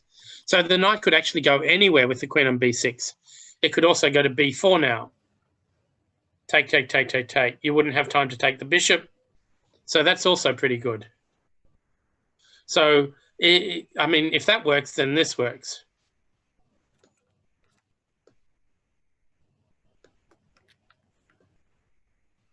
Oh, no, it doesn't. What am I talking about? Now you can play rook back. Okay. And I don't win anything. In fact, again, the knight on b4 is on a silly square. I do have queen e4 here, which looks nasty, actually. Probably. Yeah, queen e4. So maybe this is better for black. But queen e4, what happens after rook g1? Knight c2, I just take the pawn. Yeah, rook g1. Fortunately, you're not really threatening anything here. So what if I start with queen takes pawn? Yeah, you can take the e3 pawn. And now rook g5. I know I need to be careful here, but just to can I run away? I'm going to try to run away. Yes, good try. Okay, so my idea was rook c8, then rook c7, and if you do not repeat the moves, I just put my rook away, and there will be like rook b7. Oh, okay, you have rook king. Okay, yes. Mate. Yes. If only I could protect my rook somehow. It's close. Yeah, so maybe this is good for black as well, but gee, it's messy, and I can understand why Wojciech is spending a lot of time here. Indeed. He did. He took back the bishop. So instead of hg7, he simply played rook takes on e1. Okay. Which gives black all sorts of options, really. Oh, and he's played knight b4 immediately. And I suspect you have to swap queens. Takes. And you probably have to play. Yeah, do you have to play rook c1 then? Or can you afford? No, you can take on g7. If you win the rook, I'll take the other rook on a8. So let's have a look. Take. Oh, right. You have rook h8 in the end of the line. Interesting. I could just take with the king, though. And why should black be worse? Because, well, I don't know.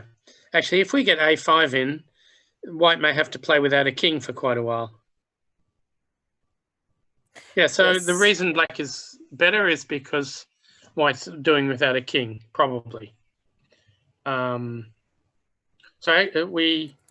And the rook c1, I guess you can just play rook a c8 and Yes, white is Here, very... I'm going to take and then play takes on h6. So if you can't play rook c1 here, that's why I wanted to take on g7 first. And that's what Wojciech is thinking about at the moment. He's down to 8 minutes. Only 12 moves to go, I guess. It's not that bad. By the way, Edward, unfortunately, has decided to go for the draw. Oh, so, no, really? He took on e5. Oh, that must be a real achievement in this game for knight-h. For knight-h, yep. Check. And now he went king back to g1. Is it possible he wants to run away to h3 and win 2 pawns on the king side? That is definitely possible. In this case, he would have something to play with.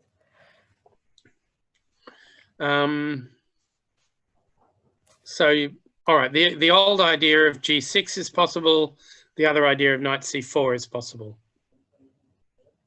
I think I like knight c4 better, just to keep the white king hemmed in. But g6, losing the h pawn but getting the a pawn, must be close to a draw. Yeah, knight-h has played his last moves very quickly. He's now got 5 minutes ago. He was down to 3 minutes not long ago. We've had quite a bit of action in the Kama game, by the way. All right, let's move to this Queen one. h4 played, knight check, king f8, knight f5, queen f6. So, well, you could take on d4 for sure. Is there anything better than that? Queen c2 or something, or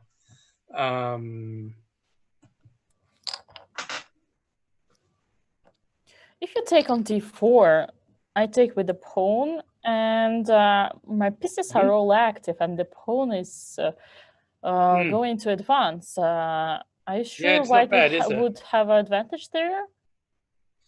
Probably. Yeah, the knight on e5 is relatively stable, and that means the pawn on d4 or d3 will be good. Yeah, that looks decent. So, okay, I don't want to take that immediately anyway. Queen f4 looks very suspicious. I've just pinned my own knight. And I presume you could... Oh, you can't go g6, but okay. It's silly. Queen f4 is silly because I can't take the bishop. Queen c2 I like because I want to go rook f1, although that pins my knight as well. So maybe that isn't so clever either.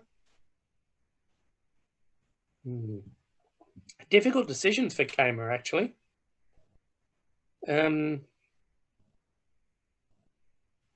He also needs to be able to evaluate the position correctly. I mean, he might still be better, but he should not overestimate his chances here. Indeed, yeah. Because, yeah, it's great to get rid of the bishop on d4, but the knight on e5 is another pretty good piece. Absolutely. What I really want is to get my rook to f1 quickly. And then I reckon I can have some genuine pressure on f7. Because if I play queen c2, by the way, if you take on c4 here, I think you lose immediately after takes, and rook f1, which is like my dream. And even this dream is not an absolutely decisive dream because, unfortunately, g7 is protected. White will win, but there's still a bit of technical work to go. So black's defensive chances are reasonably decent as well. But of course, black doesn't have to take on c4. I'm not exactly sure what black does. Maybe g6 anyway. Seems decent. So tough decision. And I'm pretty sure taking on d4 isn't great. Yeah, neither do I like it.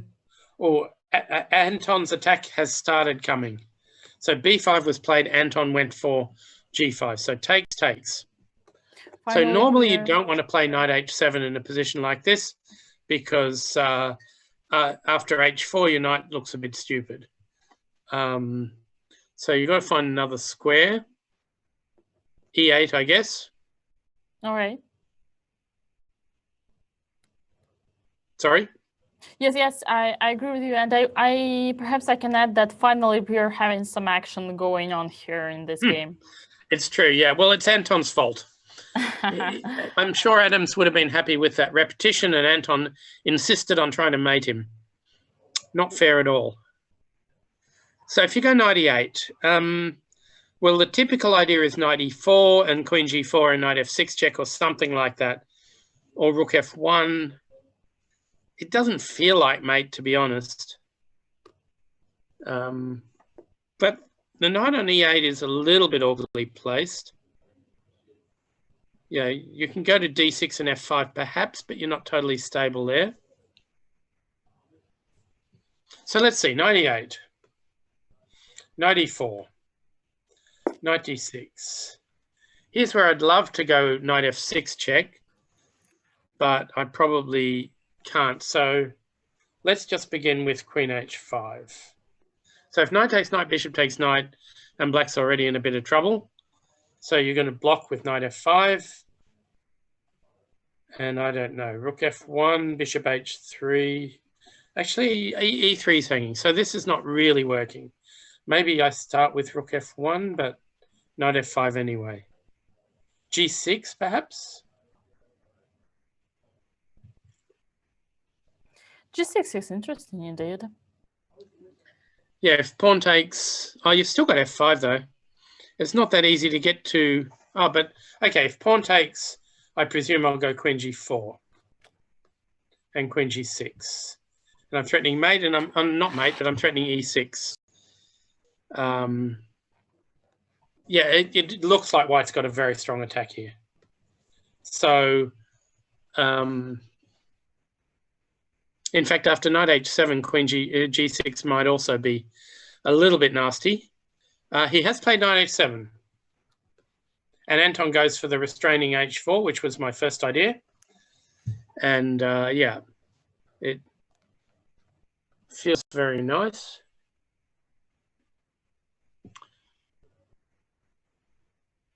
Or has Anton just allowed queen g3?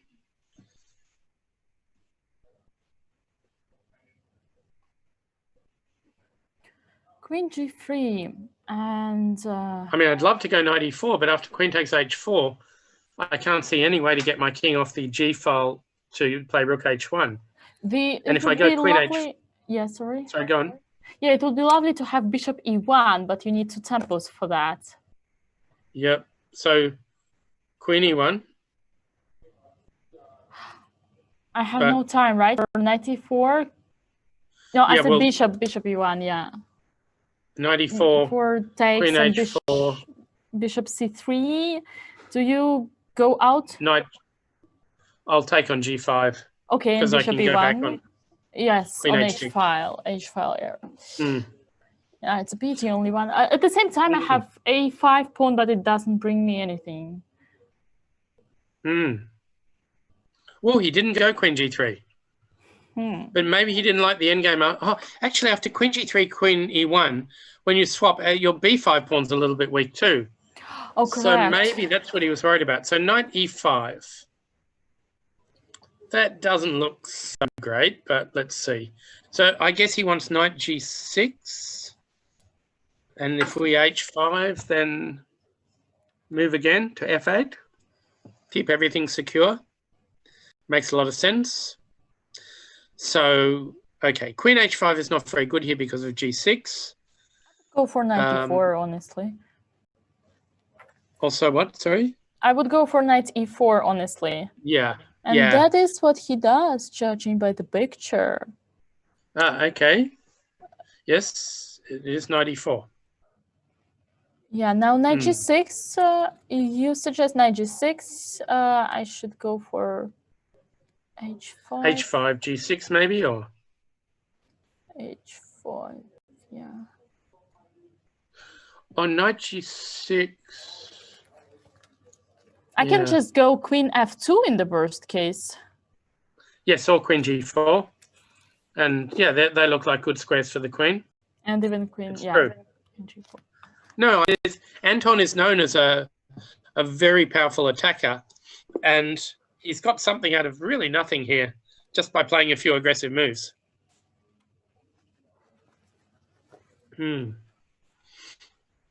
Kamer, by the way, played Queen F1, which is the square I thought my rook belonged on. So let's see how Hari Krishna's going, because something weird's happened. A lot's happened, in fact. Oh, Queen so takes, many rook changes. takes. He took on G7, knight check, king moves, knight takes, rook check, king takes, rook takes, knight takes. So right now it's equal material, but the A pawn is weak, but so is the E pawn. And once the you G take is on, already passed pawn. yeah, once you take on E3, White's rook has to find a way back to stop the G pawn because G4, G3 is threatened. So my guess is he has to take on A6 with the rook in order to play rook A3 later.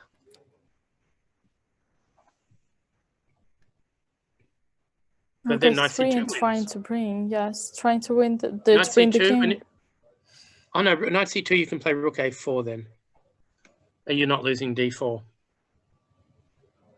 So Hari could be better here. What if you play E4? We go knight E3 anyway, I guess. Right, And because you're you need to push it. So White can make it past D pawn though. That is scary. But you don't have a choice because if you try to play knight F4, then bishop F3 is good. But still, the G pawn looks the most dangerous of all pawns here. It does.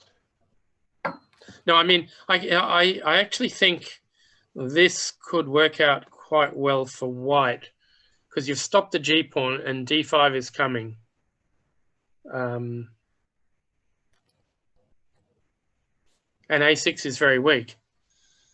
So this is not easy.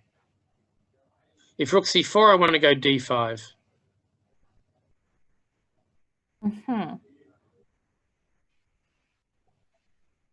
So is Wojciech just winning a pawn here? Could be. But you didn't like knight E3? Knight where, sorry? Didn't you Knight like knight E3? E3? Yeah. Yeah, but okay, rook A6? You want rook E3, but maybe there is a way to...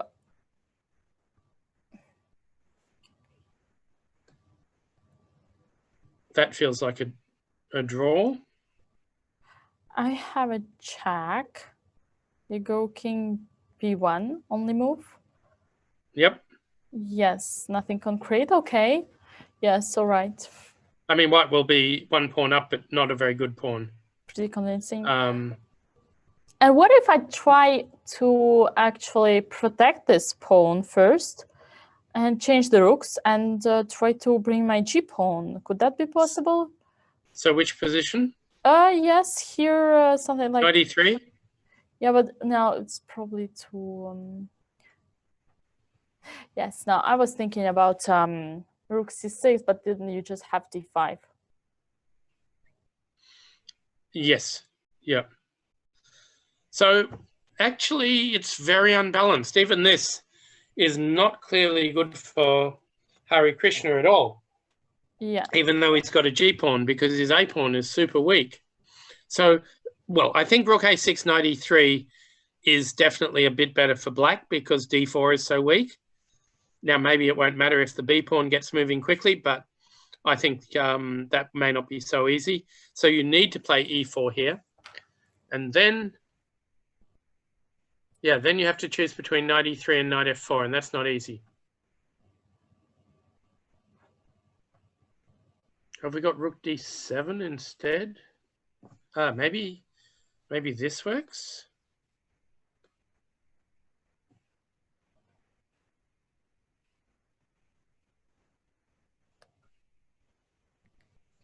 There's still D5, to be honest.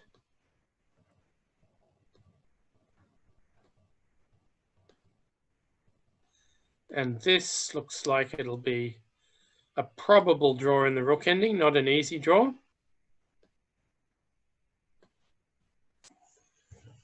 Probably e6. And it's hard to see anybody winning this. So I'd say Wojciech has to go e4 here. No, he didn't though. He took on a6. Hope he knows what he's doing. Though for Indian fans' sake, I hope he doesn't know what he's doing. So knight takes e3 has been played. Indian and perhaps Rook a3 Croatian immediately. for a while. Okay, rook a3. So surely knight c2.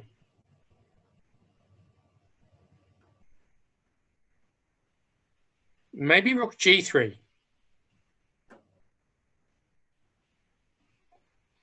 Yeah, maybe. Okay, maybe this is close to equal now. Rook g3, unfortunately.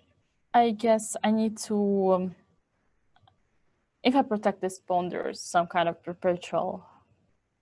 Yeah. And f6, I'm running out of pawns. I mean, maybe I can do it. You still have a passed pawn. So rook g4 is possible, but it's hard to believe. Rook f3 also. Rook f3, yeah, just knock us away. But then if we go to e7. And rook g3, you just take on d4 and you attack the bishop. What about d5 here? d5. e5 is an option. Yeah, if you take, I go rook f5, knight d4, rook takes d5, and get the bishop back with a rook e5 check.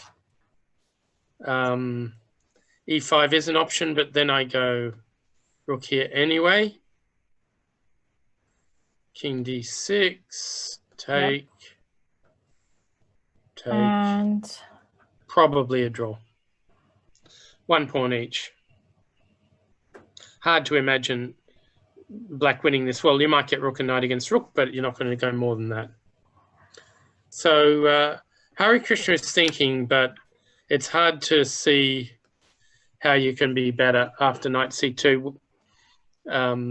So maybe think about knight f5, preventing rook g3. Now that is an idea.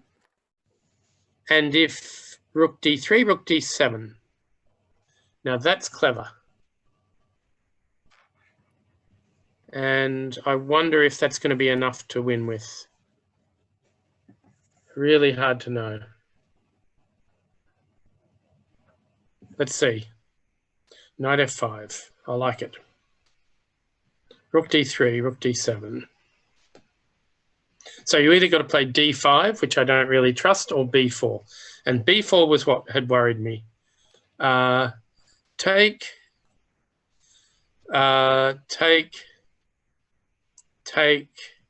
b5. That way you can't. Oh no, I can get back in time. I can take the bishop on e2 and get back in time. So b6, knight back. So in fact, you haven't got time for b5, which means we've got time for knight c6 and knight takes e5, and black should win if we can stop the b pawn, which I think we can. So that is promising. Still no move from Hari Krishna, but I think he's still ahead on the clock a bit. 5 minutes left for Wojciech and 20 for Hari Krishna. Well, 15 actually, after he's been thinking. So let's see. Kama's had a lot of action. We left it with queen f1 played. Queen c6, rook b3. Looks awkward. Looks super awkward. Queen a4. Is he really going to go rook g3 and get knocked around everywhere? Or are we just losing our c4 pawn? So what is Kama planning to do? Suddenly there's counterplay everywhere.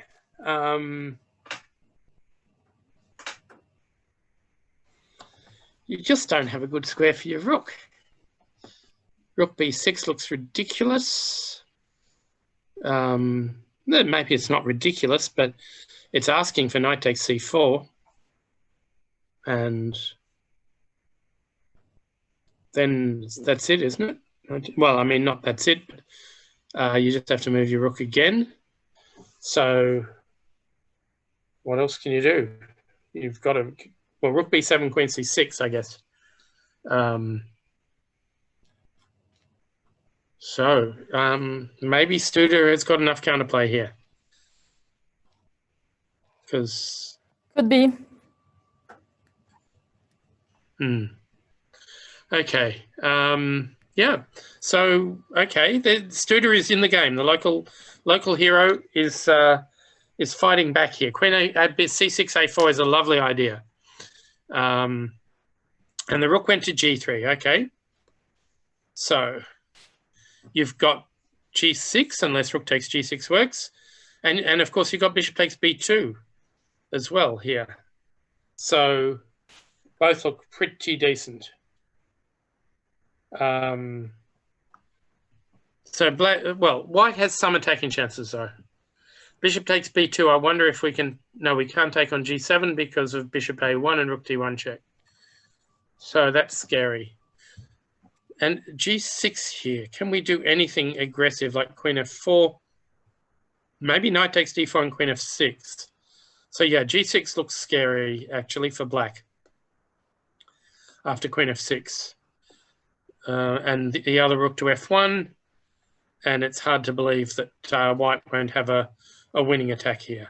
Yes. At the moment, 12 moves for minutes left for Kaymer, 7 minutes left for Studer, and okay, rook g3. So he's actually giving up on his queen side and just saying, okay, I've got to beat you on the king side. If I don't crash through, then black's actually going to be absolutely fine. Still no move by Hari Krishna, by the way.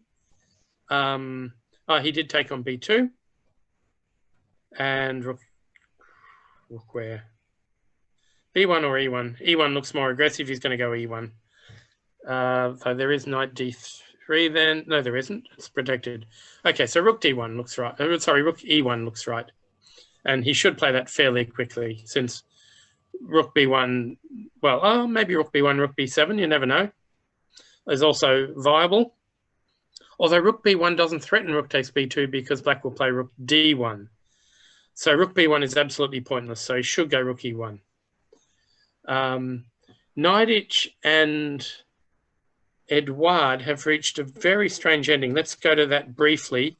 It's not our most exciting game. We left it with this endgame. And it feels as if it should be a draw. But h5 looks a little bit dodgy. And now, on move 41, he's finally got a chance to think, and Neidich is having a think here. And he is somewhat short of moves. It's kind of zugzwang, right? Yeah. The good news for black is that if he can get rid of the h2 pawn, then he will have a wrong rook pawn for the bishop, but that's easier said than done. If king d6, I presume white will go king f5 and try to take that pawn, and that makes a lot of sense. Then sometimes the knight can find it very hard to get back, even if you go king c6. So let's say king d6, king f5, king c6, for example, king g5, b5. I think I probably want to take it and take here. And now black's king has to try and get back. And it's very close to getting back. So king here, knight here. Well, this is scary though. The knight can no longer go to h5 because it gets trapped. Okay. And we might take a break now. We'll have some new music from Juga. And so Juga, the Chilean musician and performance artist who's now living in Budapest and producing more chess music than she has for a while. And let's see what she's got for it. I don't know exactly if we are ready for taking it right now, but we are preparing for it. Okay. For sure, yeah. So, okay, is there a game we haven't seen recently? Adams is a bit weird because suddenly all the players on the queen side.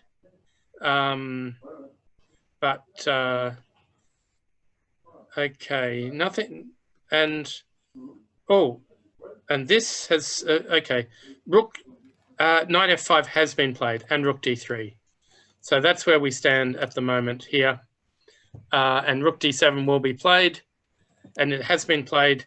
And so after rook d7, Hari Krishna has all the chances. This could blow the tournament wide open if Hari Krishna can convert here. Yeah.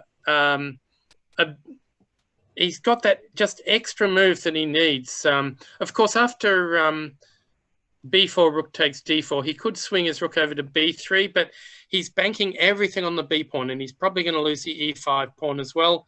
And he may finish up with a position in 3 pawns and a rook against rook and bishop, and that's really tough to defend as well. Kamer did play rook b1, which is curious, but okay. Because it doesn't threaten anything, so black has a spare move. I don't know exactly what he does, but it's for free. So is c4 hanging? Knight takes... Oh, no. Maybe knight takes. Yeah, man. Knight takes... You still can't take on b2 because of rook d... one. Oh, yes, you can. Okay. Rook d1 is going to allow back rank mate in some lines. That's why he went to the b file. Indeed. So he is threatening rook takes b2 because rook d1 is impossible. This should lead to a move like g6 being played. Is queen c2 an option? Queen where? Queen c2 C2. Right now. Yeah. Yeah, I like it. Okay. Queen c2. Everything's protected. So we can choose knight e3, but let's grab some stuff. So knight takes g7, let's say. And now I do not have any concrete... yeah, and you also threaten knight e6. Knight e6 is the big one, yeah. So probably, actually, yeah, but knight c4 protects g7. So it is tricky. It's very, very tricky. Yeah, this could get out of control a little bit for white. He's taken on c4 with the queen, which I didn't expect. But that's clever. I mean, takes, knight takes. Hang on, but he hasn't protected g7. And also, I can perhaps just take the queen and attack the knight. How? Okay, yes. I was thinking of rook c3, but it's nonsense. Not yet. Yeah. Now the rook on g3. If there is no attack, then the rook on g3 is just stupid. So maybe rook g7 here or something, or knight g7. Actually, knight g7 keeps some threats, but instead white played queen f2 rather quickly, partly because his opponent's very short of time. So he's keeping the queens on the board. So bishop d4 looks very normal. I don't know what we do then. We have queens running out of squares on the f file. Oh, I guess bishop d4 can go to f4, but that looks a bit weird. And we're having a lot of moves actually here. Yeah. So g6 is again... Oh, no, hang on. The bishop's hanging. So we got to save the bishop. Bishop c3 looks like it just gets pinned. Bishop c1 looks stupid. Oh, hang on. Bishop c1 threatens rook d1 check. The bishop c1 has just happened on the board, I believe. Oh, okay. Very nice idea. Rook d1 and bishop f4 or something like that. Except, hang on, that's not... Oh, yeah, bishop f4 and h... No, it's still not winning. So can we just allow it?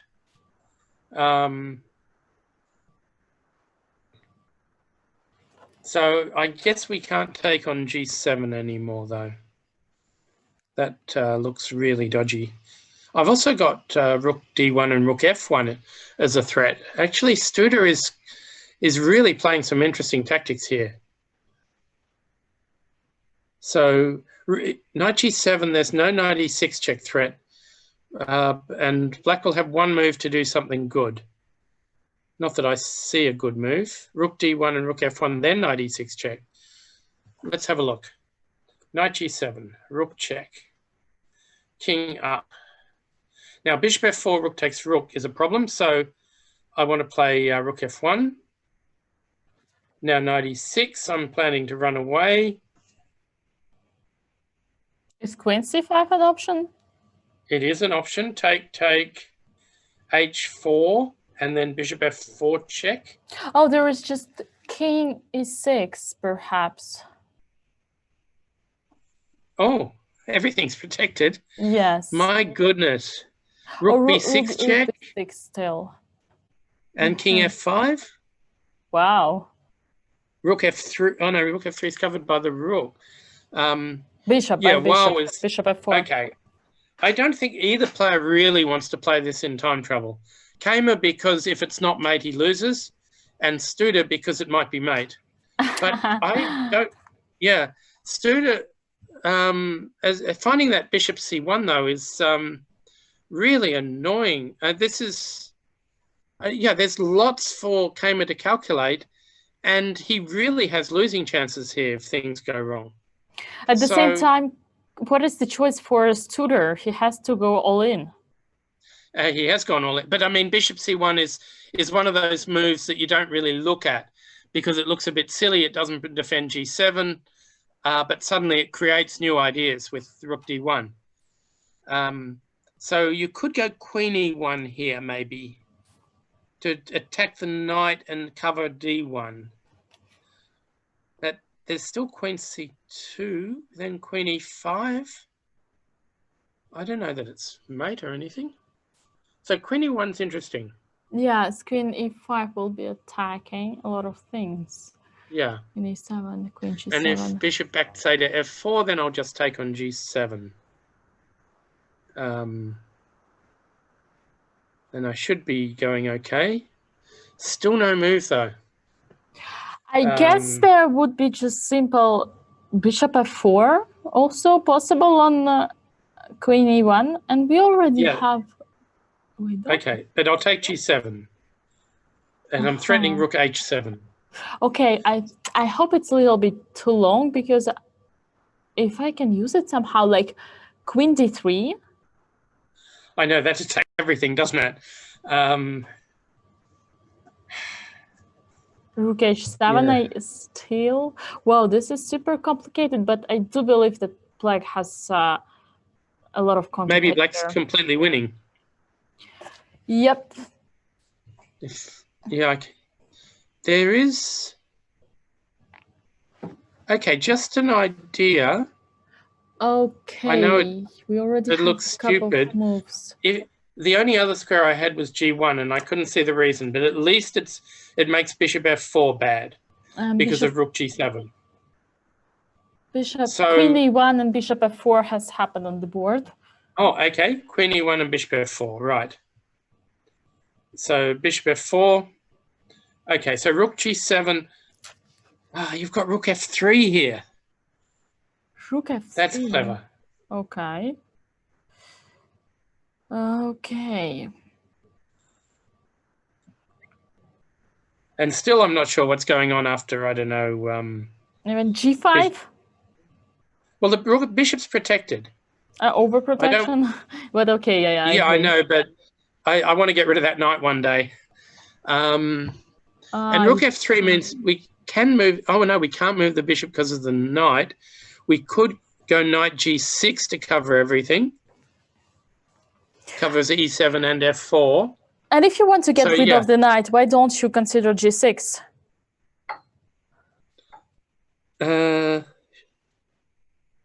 It looks decent. Yep.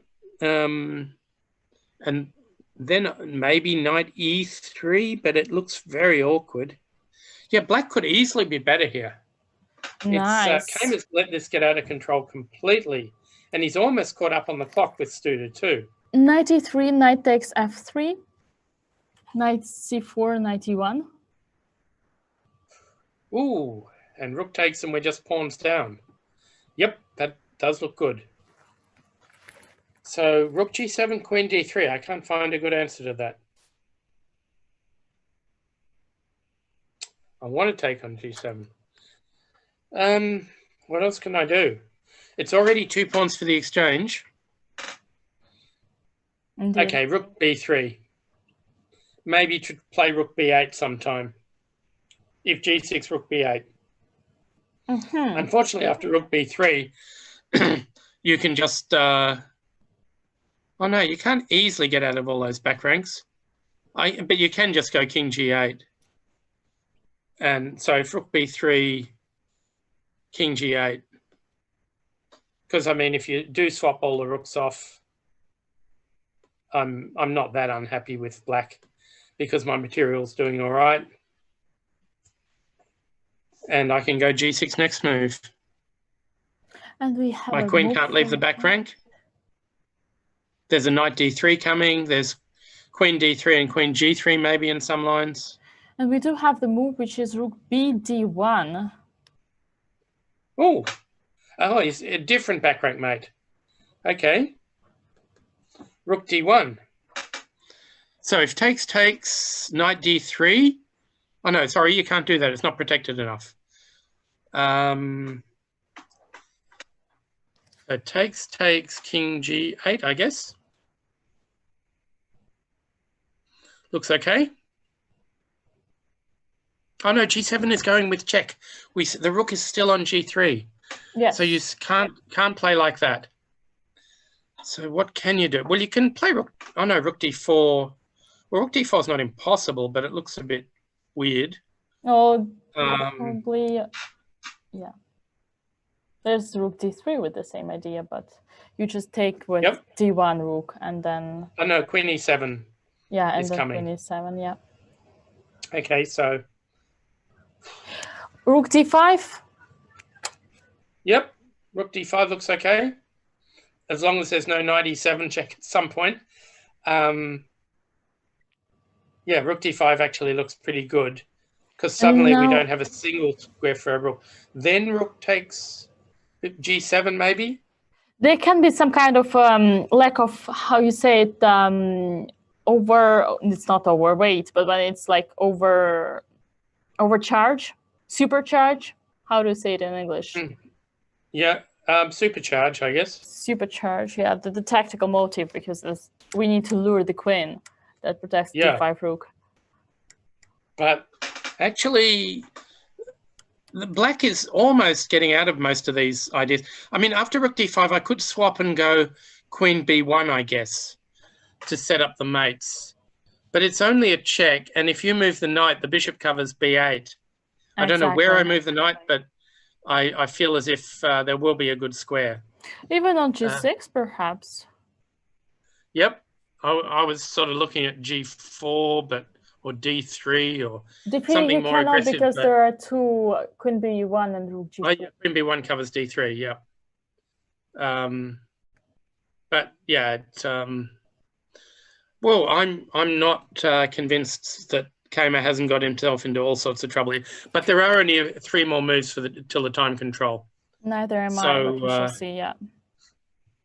Okay, so Knightage and Remain, after b5, Remain wasn't confident that he was going to win with taking on b5, so he went a5 and allowed b4.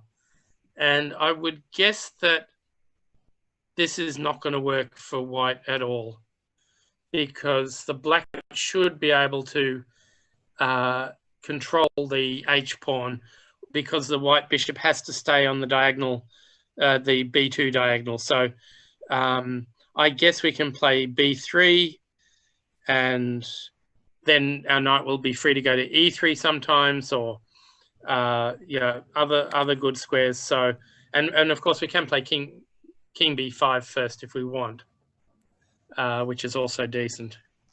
So I don't think white's winning this, but well, I stand to be corrected on it. Hari Krishna and Wojciech, they're playing this endgame that we thought, but slightly differently. So after rook d7, white went d5. Since the pawn was doomed anyway, he wants this ending. And now bishop g4, which he didn't really, it wasn't very useful in the other lines. So knight c6, he wants that pawn. b6 now, what's wrong with knight takes bishop? Isn't that just winning? b7? Oh, sorry, we're not getting back. My apologies. Okay, sorry. Yeah, so he's a tempo up on the other lines. So Indeed. knight c6 will be answered by bishop d7 and bishop b5, but then black starts pushing. Yeah, there's the g pawn and the f pawn looks like winning for black. It's close. It's very close. How do you push your pawns, I guess, is my question. Black pawns. You always have the king and these are two connected ones. Yeah. You know, if you play knight c6, there is bishop f3. So you don't play knight c6 too early.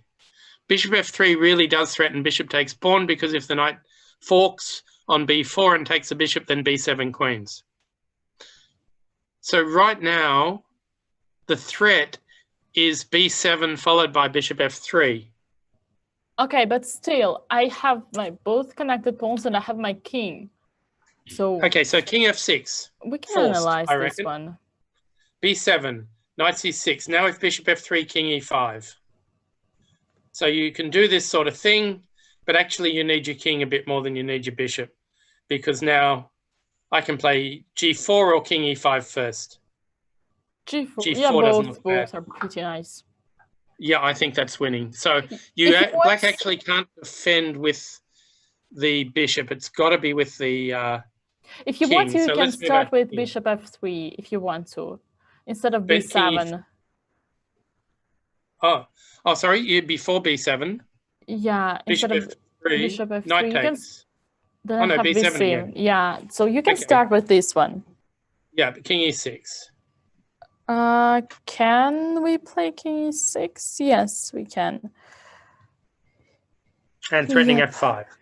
So once again, yeah, looks like black. Actually, as soon as our king gets to d6, it must be winning, because we don't just need to stop the pawn with the knight.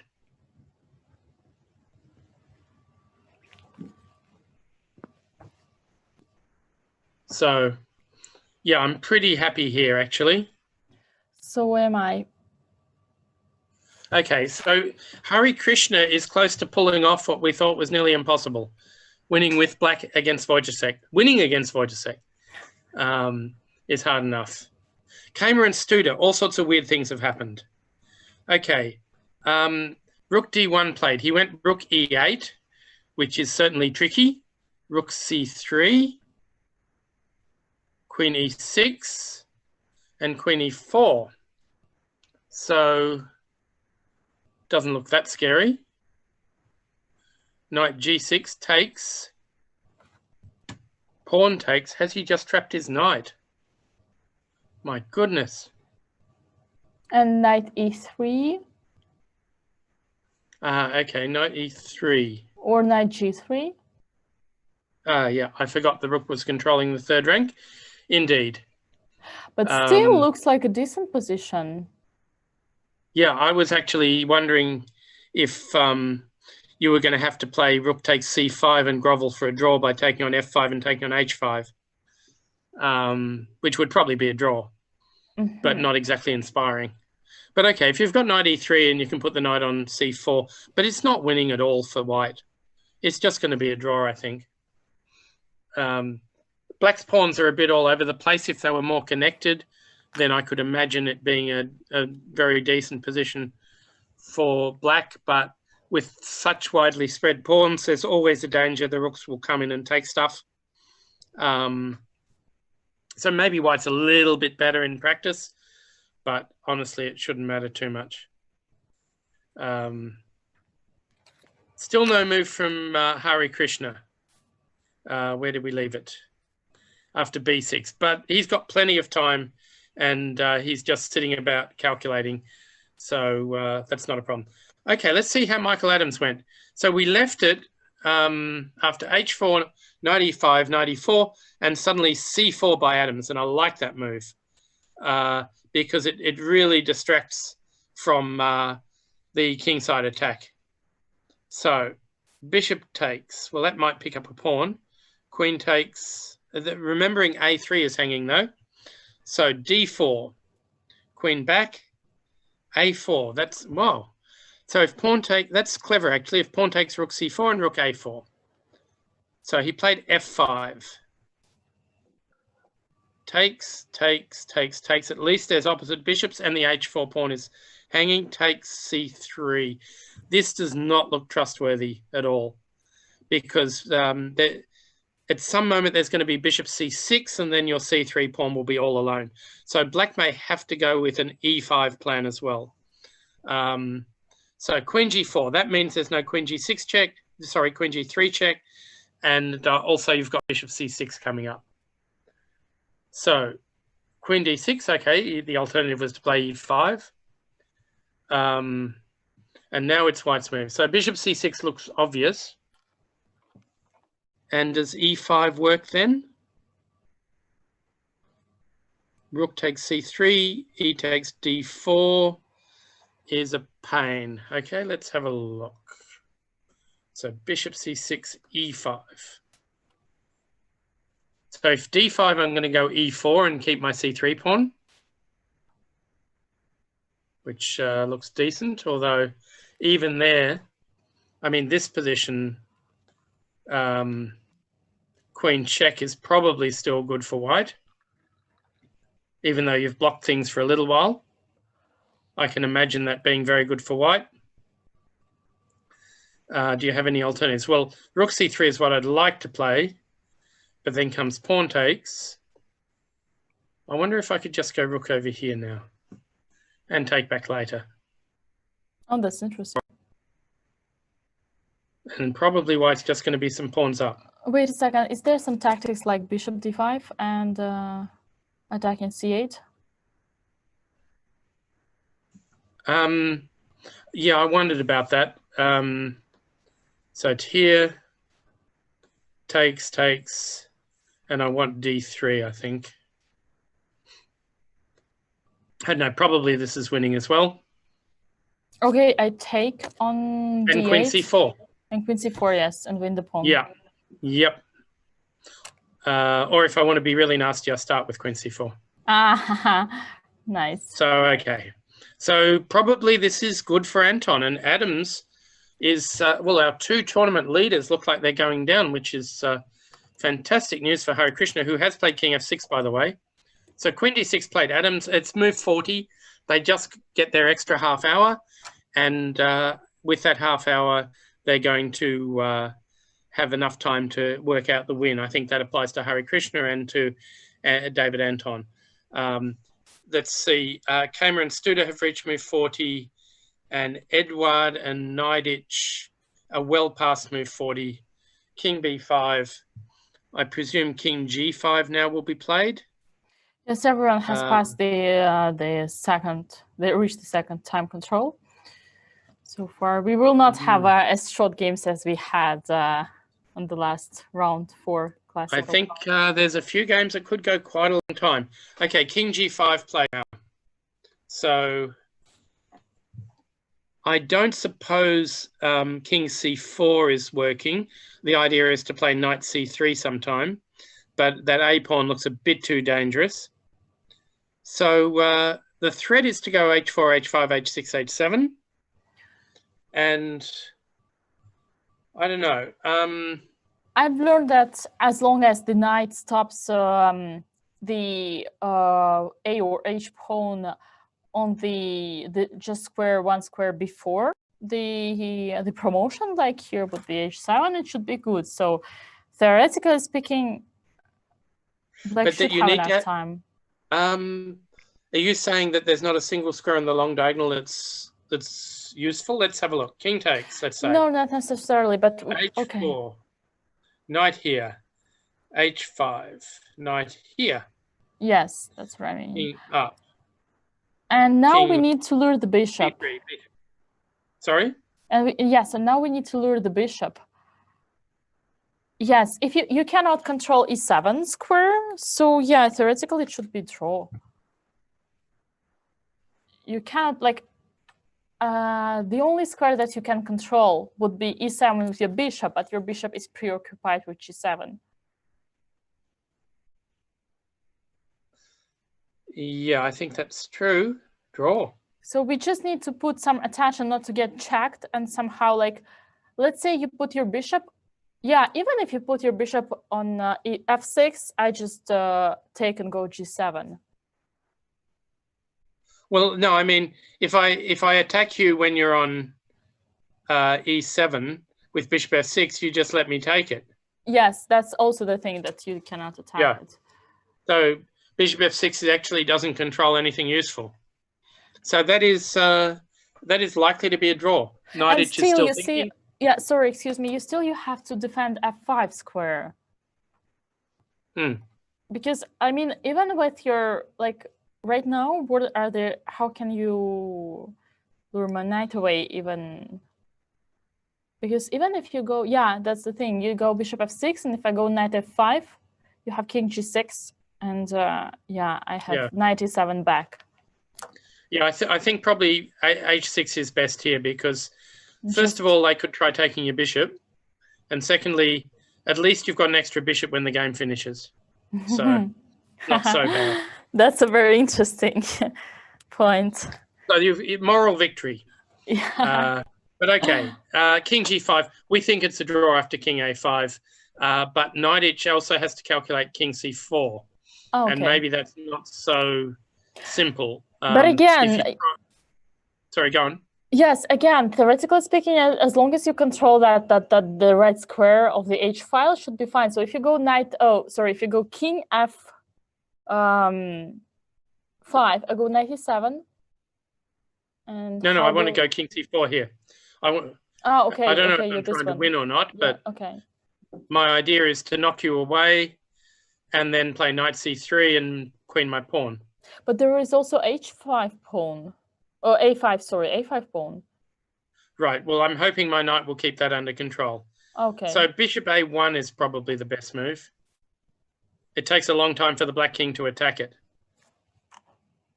And yeah, no, this is a losing try. So this would be in Edward's favor. Yeah, exactly.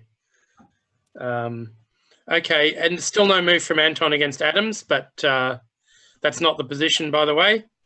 The position is after queen d6 and threatening e5 to open things up. But bishop c6 seems pretty good.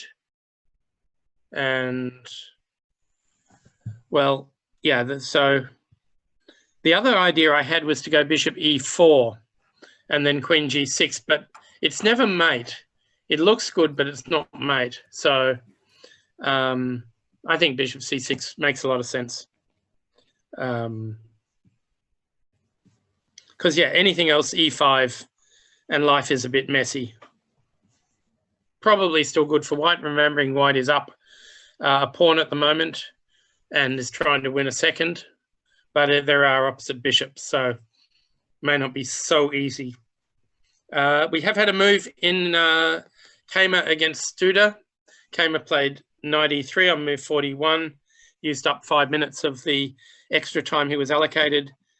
But remember, there's a 45-second increment, which will help a lot. Okay, Studer has some work to do to draw here, but I think he should manage. There's no rook d6 at the moment. There's no rook c5 at the moment. So it's time for black to find something useful to do. So what is useful? King f7, king e7. King e7 is interesting. I guess that as soon as that knight moves again, then c5 will be hanging. So it's not so easy. Yeah, the knight on g6 is not well placed, but it doesn't have any easy squares to protect c5, which is going to be the problem sooner or later, with the bishop on f4 also not well placed for defending c5. So, yeah, it's a little bit more difficult for black than I thought. Just lots of little problems. So, by the way, knight played b3 instead of taking on a5. It probably doesn't make a big difference. White played h4, and then came knight e7.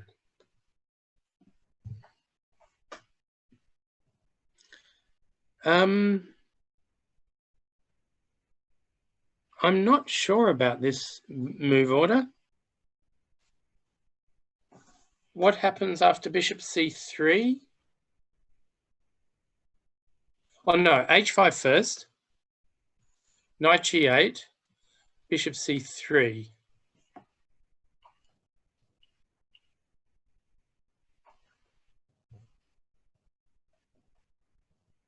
Now perhaps you can play king c4 here.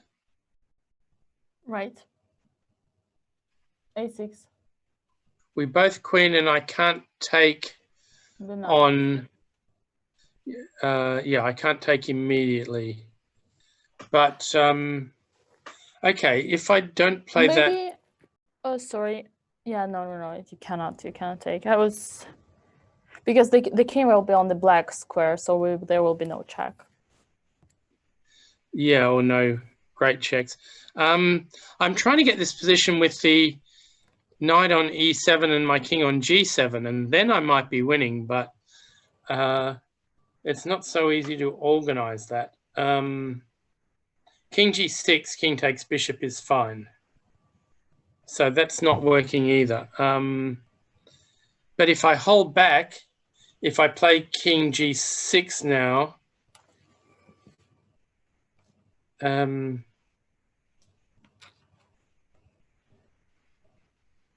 g6 now, then king takes pawn works, unfortunately. So even a bad move order is probably going to draw. Okay, we've had a move by Anton, and it was a surprise. Bishop f1, what a move. He wants bishop c4, not bishop c6. Okay, so is e5 right? Probably not. Bishop check looks very nasty then. So what else do you do? Actually, bishop c4 will be good. You may be able to take it in some positions, but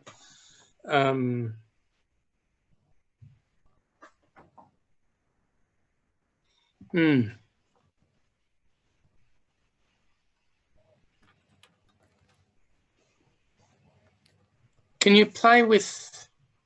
No, probably not. I was thinking of c2, rook d2, queen a3. And if rook dc2, I'll take on c1. But I can take rook c1, c2. Yeah, I was going to swap and then take on b3. Okay. But before that, queen e6 check kills me. Absolutely. So I can't leave everything that way. So queen b4 to start with. No, bishop c4 again. Or rook c4. So I'll start, then queen e6 check. So none of these are really working. E5, bishop c4 check, king f8 is necessary. Queen h5 looks fantastic, but maybe it's not mate. Okay, you have to try e5, because if e5 doesn't work, then you're absolutely doomed. Okay, what about rook takes?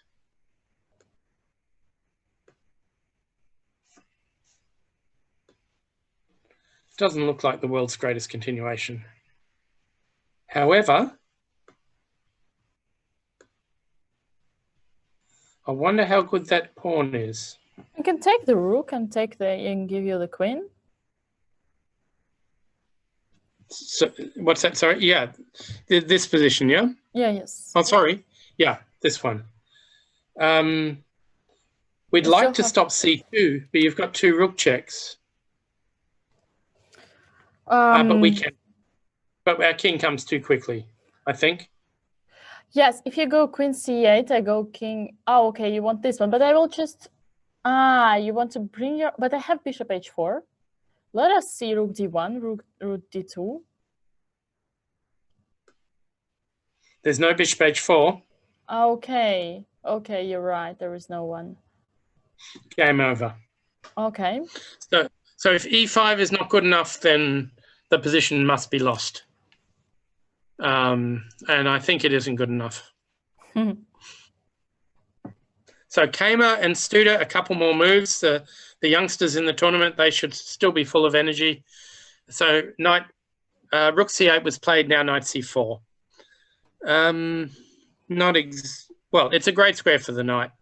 I don't think knight b6 is a little bit of a threat. But you can always go rook b8 to stop it. So that's not any problem. Yeah, if only I could get the rook on c3 into the game, because I could play rook d7 easily enough, but the other bit is not so easy. By the way, if black gets some sort of position with a bishop on f6, the knight's off the board and a pair of rooks off the board, if he can swap his 3 pawns on a6, c5 and e6 for the a3 pawn, he's still going to draw this ending, I think. There's somehow rook and 2 against rook and 2, against bishop and 2 in this sort of position is also drawable. Okay, quite a few more moves with Wojciech and Hari Krishna, the 2 top seeds going at it. We left it after king f6, so b7 was played, and now king up. So he wants king a4, king b5 as fast as he can. King here, king a4. f5 I play. Had he played f5, did he? No, it was my suggestion, but he didn't play it. Yeah. He did not. Okay, so... King d6 we had. Do we? Because f5, king b5, knight back, king b6. Is this a draw? This can't be a draw, because I will just protect my... I take the bishop and then you go knight d7. Okay. I see what you mean. Yes. Interesting. Tick. Okay, I can go to queen and have 2 pawns up. No? It's true. b6, You've b7. Got a few checks, but probably not enough, yeah? Yeah, absolutely not enough. G3 This should be winning. Okay, but that's not what happened anyway, because he played king d6, and after king b5, is he really going to go king c7? That's not really a winning try, is it? King c7, king c5 is my problem. How about e5? No, that's not the idea.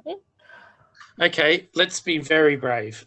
d4, bishop back, d3, bishop takes, d2, bishop here, f5, king back, pawn up, bishop back, and we're not fast enough. You cannot stop them. But this doesn't work. But my suggestion would be to start with king c4. Oh, you do it? Wait, I can just take and you bring the king. Amazing. Absolutely amazing. You can never take the c5 pawn, and you can never play king unless... Yeah, you can never play at the same time bishop e4 and king e2. That's right. So my guess would be to start with king c4 instead of bishop f3 to avoid d3. Like king c4, I check and take the bishop. Ah. So if you want to stop it, play maybe bishop f5. Oh, this one is nice. Okay. It'll be very similar, I think. Yes, now I can also take the pawn, sacrifice the knight, go d3. But we're too slow now. You think so? Yep. There is 1 tempo down. Wait. We're 1 tempo down. Oh, you just take the pawn. Oh, yep. PT. So actually, yeah, so bishop f5 is interesting. He played king c7, by the way. Yes, he did So, play king c7. So bishop f5. Oh, sorry, he hasn't played d3. No. He hasn't played king c5, in fact. No, neither. Just king c7. Okay, so you suggest king c5 here. Absolutely, yeah. It's got to be king c5. Okay, so... Do I have an intermediate knight e5? You do? I was actually thinking of knight e7 and saying give you nothing. Oh, that's also nice. But unfortunately, I think you make a queen and play king d6. Okay, but here, once again, I have 2 passed pawns. Don't I have enough time? 3 passed pawns. Probably do. Yes, they were with f5, not d4. f5 is very precise. Yeah. Doesn't work either. Hari Krishna is looking good, I must admit. And your knight e5 might... Oh, your knight e5...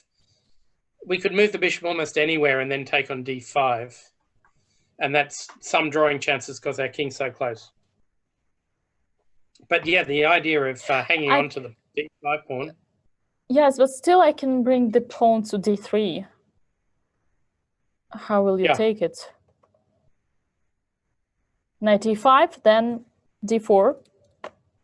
Okay, so king c5, knight e5, bishop oh, d1. sorry, I forget that it's knight king is already on c. Yeah. No, then in this case it's not the right option. But okay, if knight e7 works, that's great. Oh, there was g4. There was g4. You take and g3 also in that position. Yes, there was. Yeah. Seems like there are several options here, and all of them are working. Okay, let's try this. This is what he's thinking about.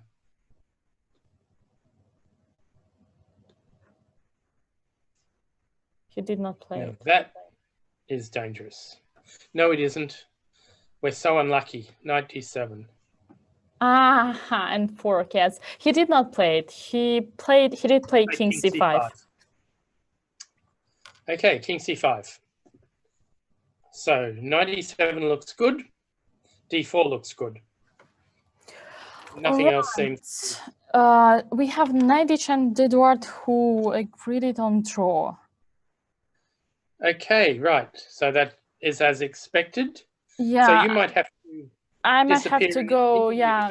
Take the interview. I will check. Don't know yet if that will be online or offline, but I will for sure ask well, let me one know of if them. it's online. Yes. So see you. Anyway, see you. Yep. Catch you later. Yeah. Thanks, Dina. Thank you. So that's Dina Belenkaya, who was my co-commentator here. So the big game and the one that appears to be going in favor of Pentala Hari Krishna, who is officially the #1 seed despite having the same rating as Radoslav Wojtaszek. He is performing unbelievable feats winning this with black. And if we go back, for people who've just turned up, we had a position where white launched this huge attack and Hari Krishna just decided to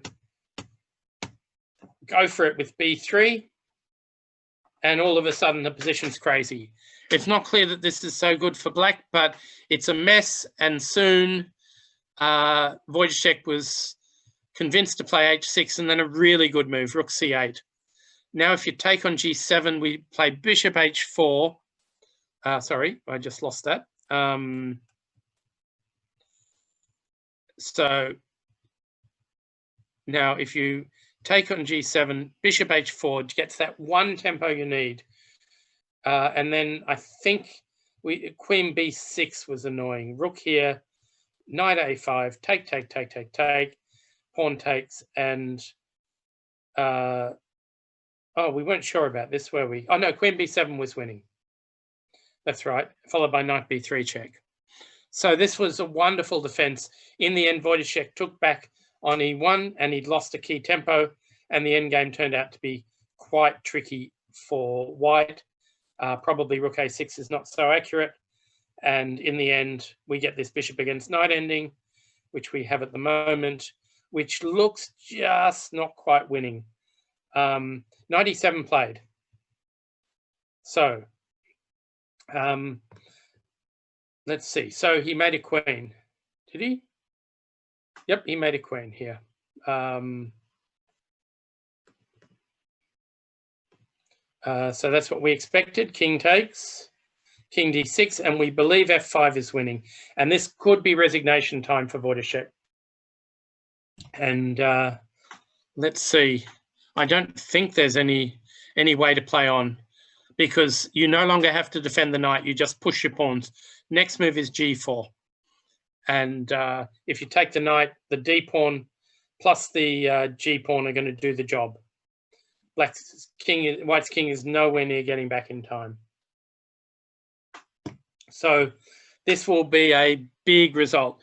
Remembering that Wojciech was 4 points clear of Adams, he may yet be 4 points clear of Adams at the end of this round, but more to the point, Hari Krishna will have closed to just 3 points. Remember, a win is 4 points, and a draw is 1.5 points. So you don't make a lot of progress by drawing, but you can certainly make a lot of ground up by winning. Okay, f5 played, and bishop d1 is the reply. So g4 should be the move. King e5 will be simply too slow after king c7. And if you take the knight, we play g3. You have to go to f3, and we just charge our d pawn down the board. And we are just too fast, I think. Let's check. So g4, king takes, g3, bishop f3, pawn up, king back, pawn up, king takes, pawn up, king back, g2, game over. So this is all over. And g4 has been played. So we think that it's got to be resigning. Yes, he has resigned. Wojciech has resigned. And that is the big result of the round. Hari Krishna, needing a win with black, has produced it against a player who has not lost in the rapid or the blitz or the classical up till now. So that's quite a remarkable result. Very, very impressive. It looked like it was going against Hari Krishna, but he got a complicated position, which is what he wanted. And eventually Wojciech missed out in the complications, and the result was a very, very hard-fought win. Well, it's not easy to knock over a player rated 27-19 at any time, but especially not Wojciech with white. So we've had 2 results so far.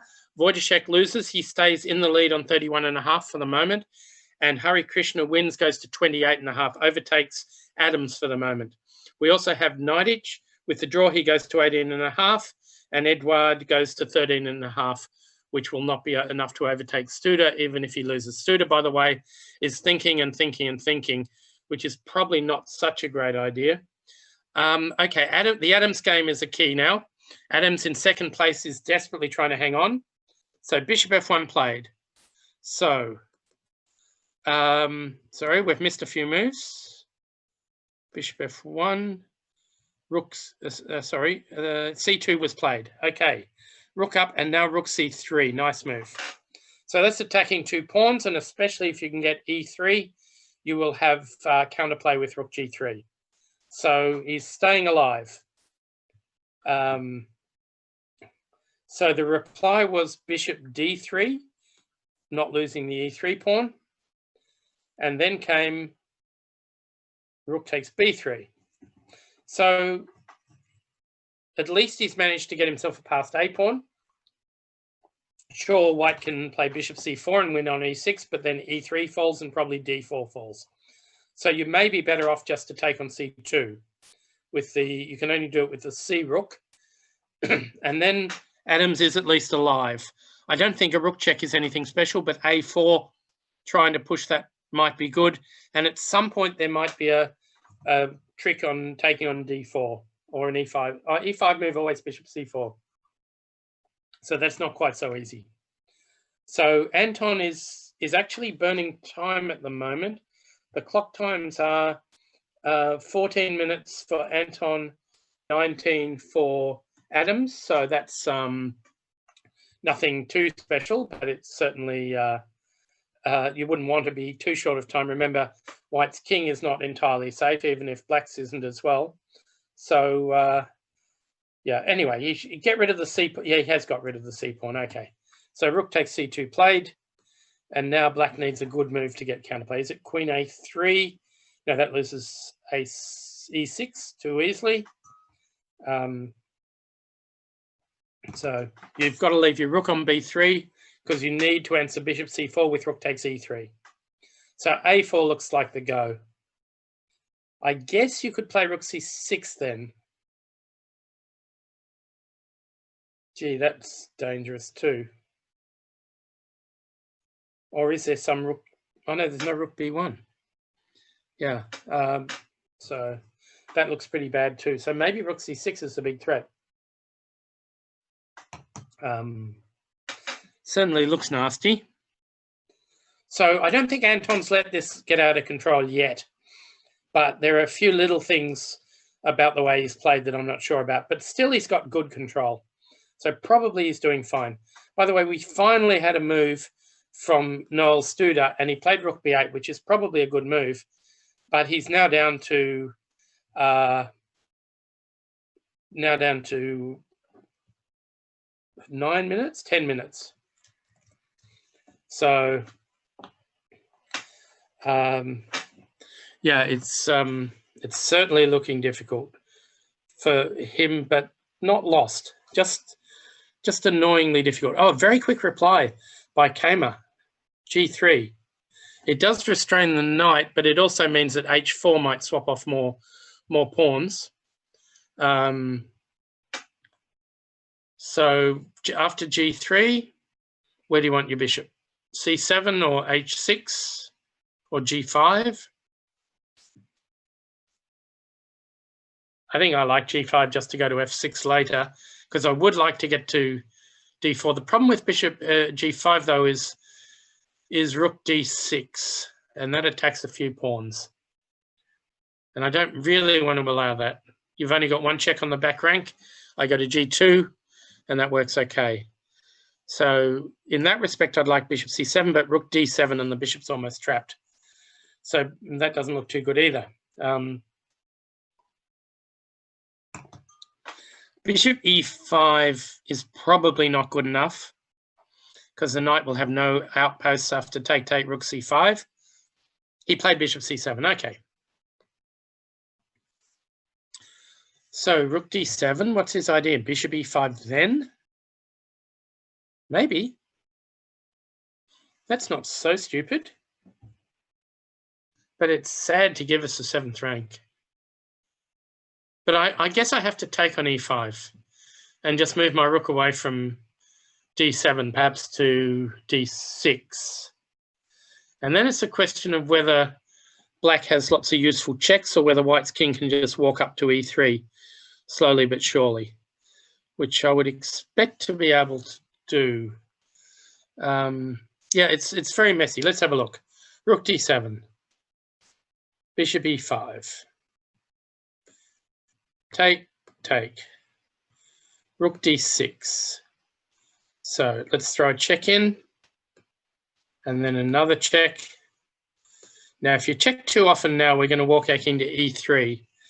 So I'm thinking king E7, rook takes pawn, and maybe C4 or G5, G4 is another idea. I know the A pawn is definitely good, but, well, I'm not so sure about this. It's definitely a bit of a mess. Just repeating that Pentala Harikrishna has beaten Radoslav Wojciech to close in on the lead. Harikrishna had a shocker in the Blitz yesterday. He scored 6 out of 14, and he went into it as the second highest rated Blitz player in the field. But he's made up a lot of ground already because, well, His opponent scored 11 in the blitz. He's now made up 4 of those points in one hit today, which is quite impressive. Okay, we've had a move from Adams, and it's a very sensible move. King f8, just putting his king on a black square. So now there won't be any queen takes e6 checks when you're not looking. So it's hard to know what you can do here, really. With white, you'd like to go rook c6, but the queen can just go back. Rook c6 may be still good. Queen d5 might be annoying. If queen takes e6, then you can go queen f3, and who knows what's happening. So what else can white do? I'd love to protect my pawn on f2, but I can't go king f2 because there's queen h2 check, which could be a disaster. So there's nothing easy here for white. I wanted to go rook c5 with the idea of rook h5, but you just play e5 anyway, which is the move you wanted to play. And that's a bit awkward. Very awkward. So nothing simple.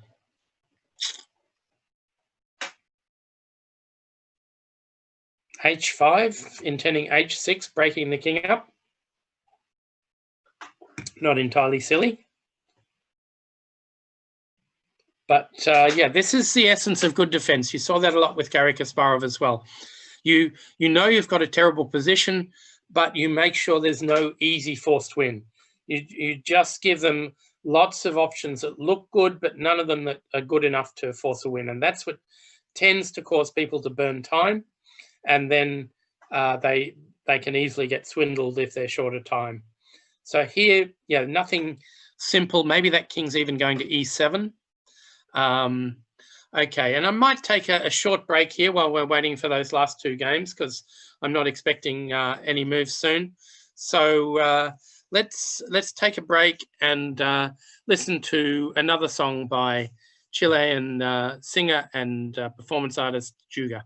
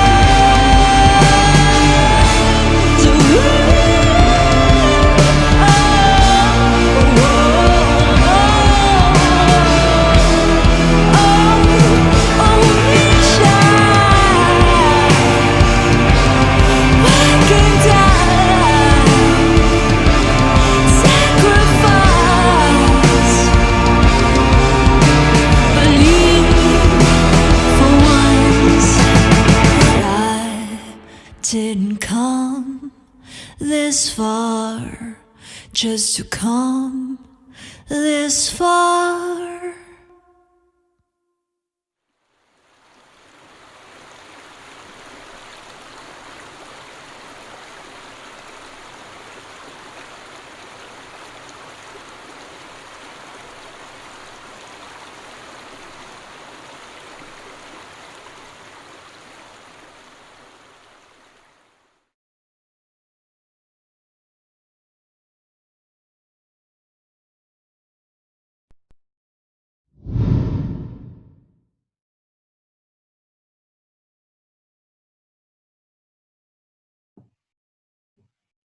Welcome back, chess fans. We've got 2 games still going after a win by Pentala Harikrishna over Radoslav Wojciech, the top 2 seeds playing, and also a draw between Romain Edouard and Arkady Naiditsch. Lucky escape for Naiditsch. If we go back to a key moment where White was doing extremely well, but around here, it turns out that Queen E4 would have been very strong. Queen C2 was played after Bishop F3. There was at least some counterplay. Queen E4, Bishop F3, swap everything, play Knight E4, and White is dominating the board. So that was a missed opportunity by Edouard. We have had a move by David Anton against Michael Adams, and that was Rook D2 to D1. And I've been trying to suss this one out, and it's actually pretty difficult because you've got to move Queen A3 here. And I don't really want to double and protect the bishop. So I'm trying to work out what the idea is. And I think it's something like Rook F1, Rook takes, takes, takes, Rook here, which looks a bit weird. Actually, Black can start checking and we're going to lose. So that's not the idea. So Queen A3 looks really annoying. I wonder if I could start with Queen G6. And the same idea, Rook F1, Rook C7. That looks decent. Okay. So I just have to get my pieces right. Oh, hang on, is it? Yeah, because Rook C7 will threaten mate. Exactly. So this is a better version. I wonder if you can run away with King E7, King D6. It looks very unlikely. So Rook D1, the only idea I can think of is that it's going for some, going for some sort of weird kingside attack. But there was H5. You didn't, I mean, you're freeing the rook on C2 to go to F2, but it had C6, it had, all sorts of squares, C5. So H5 just looked significantly better. But okay, there's no doubt Anton is still better here. The question is how much accuracy it requires, because he's only got 7 minutes left plus 45-second increments. Okay, Studer and Kaymer have, after Rook D7, Studer showed the idea he had, which was Bishop D8, which is a very fine idea. So he's going to put the bishop on F6 and probably on D4. And then even though he's losing a couple of pawns, he wants to set up some perpetual checks. Perhaps maybe he'll throw H4 in the mix and get his knight into the attack as well. So that could be really nasty. Kaymer has to take some stuff, but he's got to take it pretty quickly. So he started with Rook E3. So he wants to take and get a new piece in the game. But of course we can go Bishop F6. And after you take, go H4. And well, let's have a look. So Bishop F6, Rook takes, H4. The rooks just aren't mating or even going close to mating because of that wonderful bishop on F6.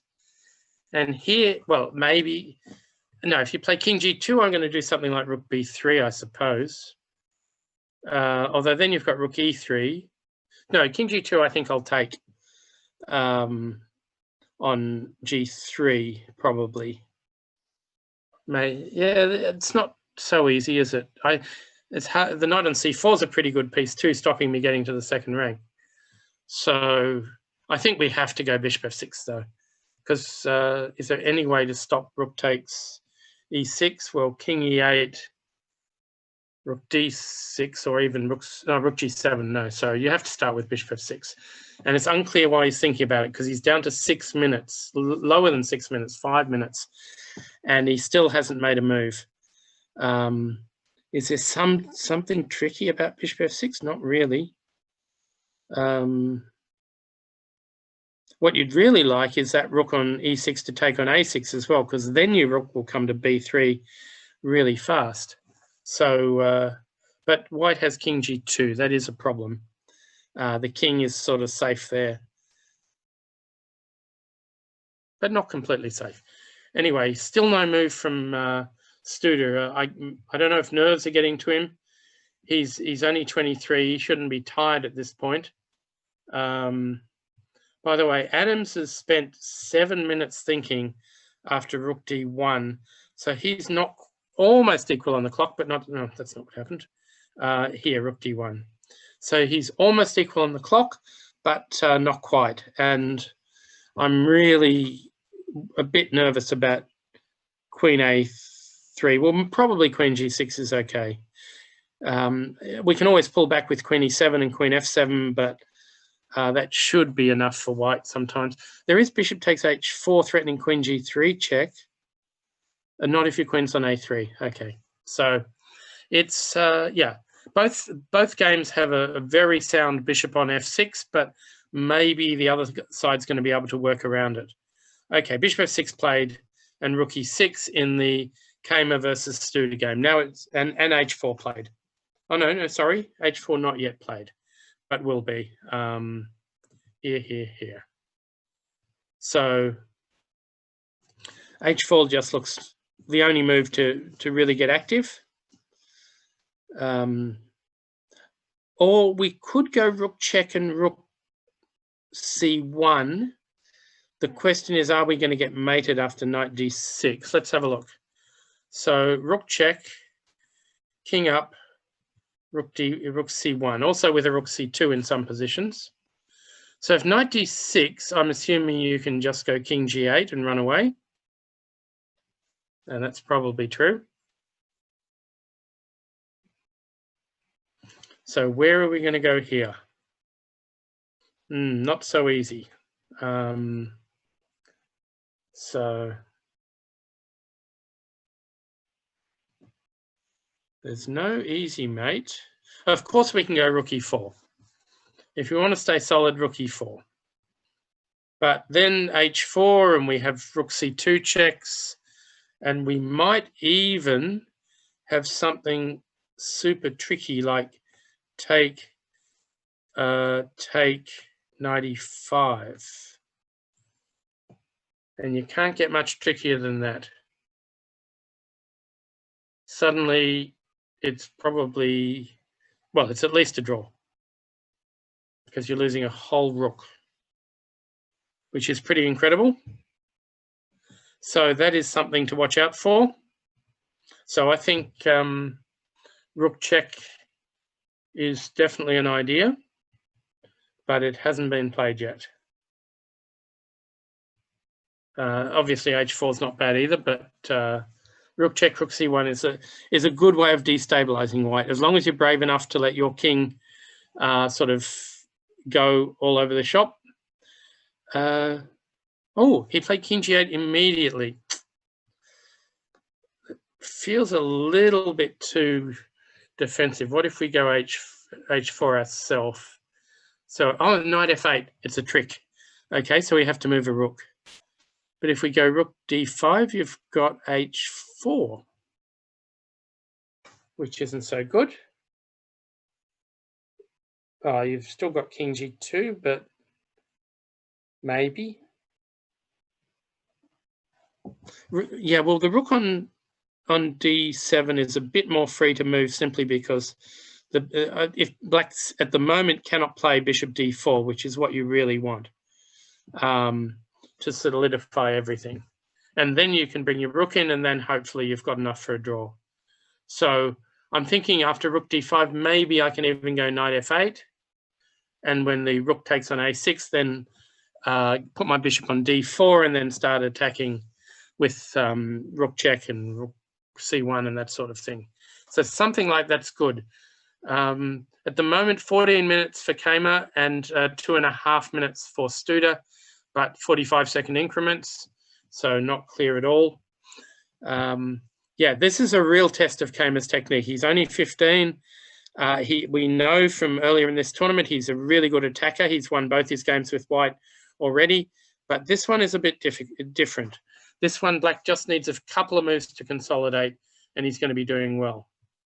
So a surprise move from Michael Adams, queen b4.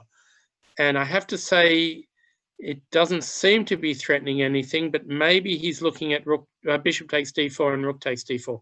It's hard to believe, actually. Really hard to believe. So, but he's setting up tricks.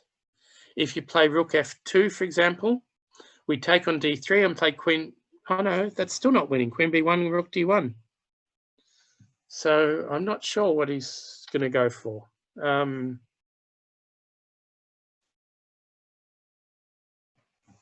rook queen g6 anyway?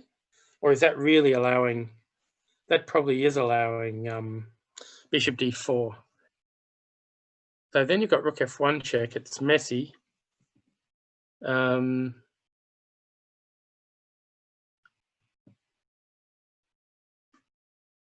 Yeah, I wish my rook f1 idea worked, but I don't think it does. Okay. Unless you can change your move order, but it looks crazy. Rook here takes rook c7. Threatening to take the bishop. Whoa. As soon as I take the bishop, I know if you check on the back rank with the queen, I can bring my rook back. So king g8 doesn't really help. Wow. Queen e7. Take. Yeah, actually that could be tough. White's got a lot of pawns. The bishop on f6 is good, but actually, yeah, that is, well, anyway, it's probably not a good enough defense. Rook f1 is certainly interesting. I wonder if Adams's idea, well, I'm sure he hasn't seen rook f1, but it looks so slow.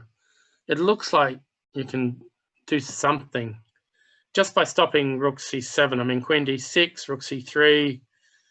Yeah, the rook on f1 is not going to win unless you can just take that bishop. I mean, maybe h5, h6, but it's very slow comparatively.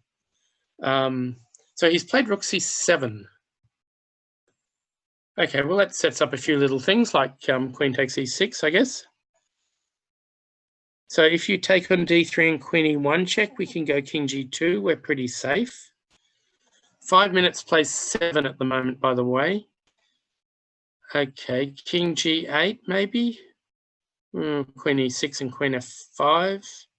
This is not bad. Really not bad. White is probably just winning this, or well, White's been better for a long time.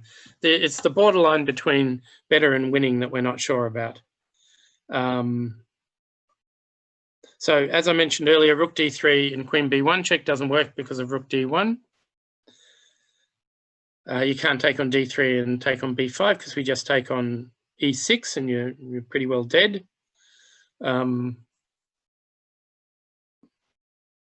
And these sacrifices on d4. So bishop takes, bishop takes, pawn takes, queen takes check. No, if bishop takes, I can throw the rook check in first, and if bishop f6, I take it as in the other line. So that's also winning. So yeah, it does look good, really good. And Adams has now overtaken Anton on the clock too, which is not a good sign. Oh, he played rook c3. Okay. Sensible move. Very sensible. So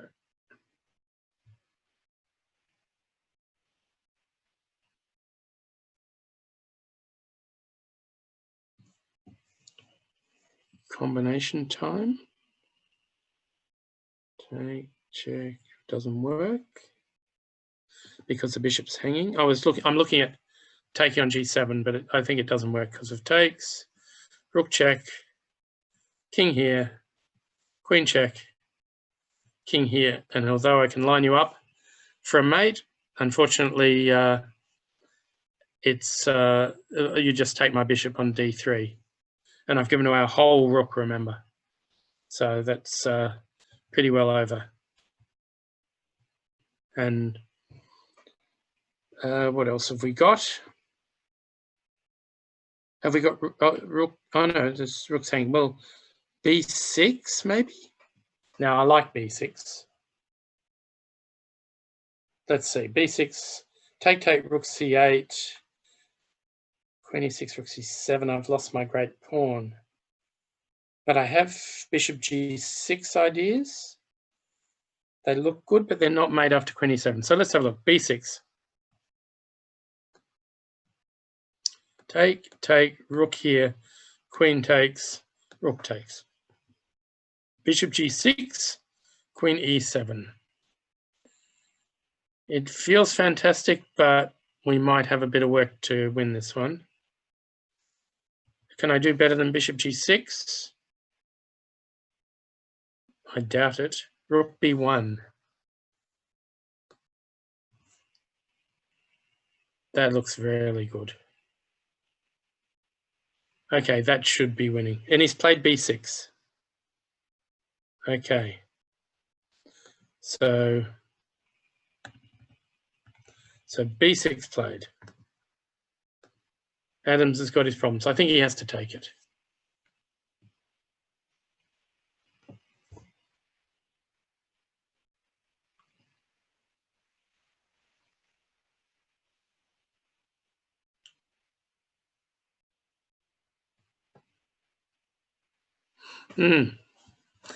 No, Adams is in desperate trouble, and that'll be a relief for Wojciech. He has taken. Okay. Takes. Both of them down to about 5 minutes now, and rook c8. Remembering a few quick moves can make a difference when you've got 45 seconds increment. Okay, let's keep you up to date with the youngsters. And here, okay, rook e3, bishop f6, king g8, rook b6 played, he got out of the way, rook d5, and now h4. Actually, this has only helped Studer because his rook is more active. It has a check on the second rank now. So rook b6 looked a bit strange. Nonetheless, well, king g2 here maybe? King g2, rook e4 maybe? Or rook check and rook behind the knight. That's always a good idea. So maybe, yeah, king g2, rook e4 looks quite nasty actually. And then you can put a rook on e3. And remember, with your king on g2, there'll be knight f4 check tricks all the time. So this is annoying. And rook e3 is simply coming. Ah, hang on. There's a check on the back rank. And you, with the rook on d5, if we can get rook b8 check in, you can't go to h7 because rook h5 is mate. You can go to f7.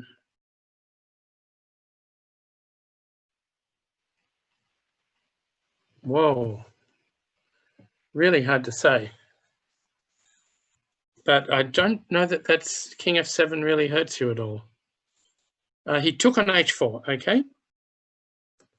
So we have to decide checks or just take back. Or knight f4. Knight f4, but you've got h2 and g3. It's not really a mating attack. I don't mind knight h4. I'm keeping my rook in reserve for later. You can have a6 if you want. But if I can go to the 7th rank, then I might play knight f3, you might have some problems. So maybe I'll start with rook e4 though, or rook e1 check and rook e2 check. If you go to g3, I've got rook g2 check. It's at least scary. No, I mean, as Kamer wouldn't really want to have to calculate all this. By the way, clock time's at the moment 6 minutes for Kamer, 2.5 for Studer. And he's trying to work out what to do here. I guess Kamer can always bail out. He can always take on f6 and take on c5 and he won't be worse. But I'm sure he doesn't want to do that. So, oh, we've had more moves in the Adams game. So queen e6 was played, rook c7, rook b1, rook e7. Okay, well, the first point to note is probably the opposite bishop's ending is winning if we play queen c8 and then take the rook on e8. But obviously you don't really want to do that. You'd much rather find something incisive. Are you still mating or not? If you go queen d5. No, because you've got rook e8 at the end. Unfortunately. Have you got another good move though? Because right now, 3 minutes almost exactly for David Anton looking for a forced win. If you go, say, it's got to be close to a win. Queen c6. Queen somewhere. And now check, king up, and it's somehow a few checks should work, but not a check on c4, letting your king run away there. So let's give a check on d5, allowing rook e6. Bishop g6 check is probably good, but I want to do it with checks. So let's play queen h5. And that's game over, I think. Followed by queen e8 and rook b6. And I think I should be mating there. I am mating there. So that is winning. Oh, queen c6 played and queen d2. Okay, so rook b1, rook e7 is desperate. Check. Oh, yep, queen d. Oh, hang on, that hasn't happened. Rook check. But that's the position we've got. Oh, yes, it has. King f7. So he should check on d5 so that he can check on h5. I don't see anything absolutely decisive after bishop check, but yeah, that seems a bit unnecessary. So queen d5 played, rook e6, and here it's up to Adams to find the knockout blow. So rook b7 check looks pretty good, but there is bishop e7, which is pretty annoying. So then there's bishop g6 check, which might be winning, but I think queen h5. It doesn't take too much calculation, I think. Queen h5 played. Adams may resign around here, but he may as well play king e7 and see what Anton's got in store, or is it worth waiting for it? Hard to know.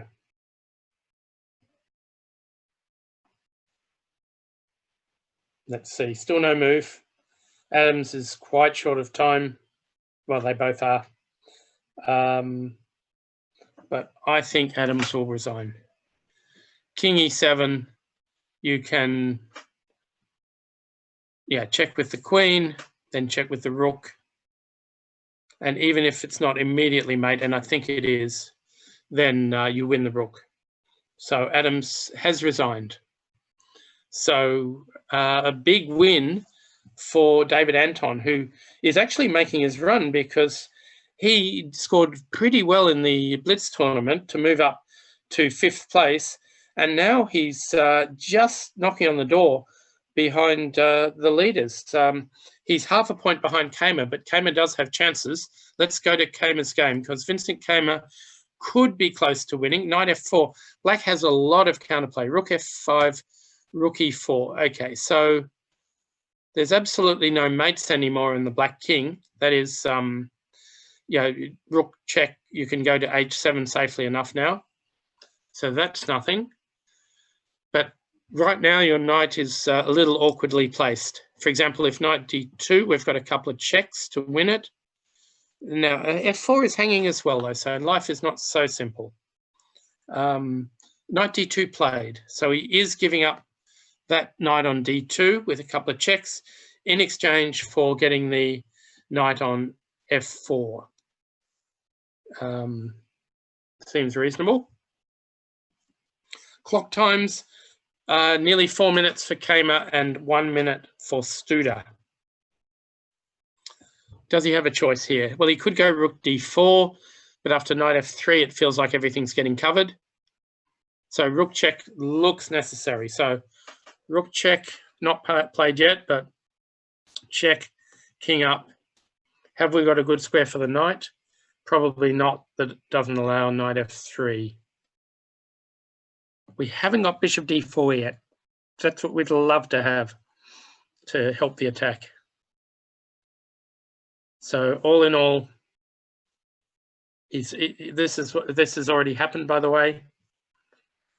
And unfortunately, rook e2, king g3, rook takes knight, king takes knight, and it's hard to see black getting back from that because you just have run out of attacking pieces. Maybe you could go for c4, c3.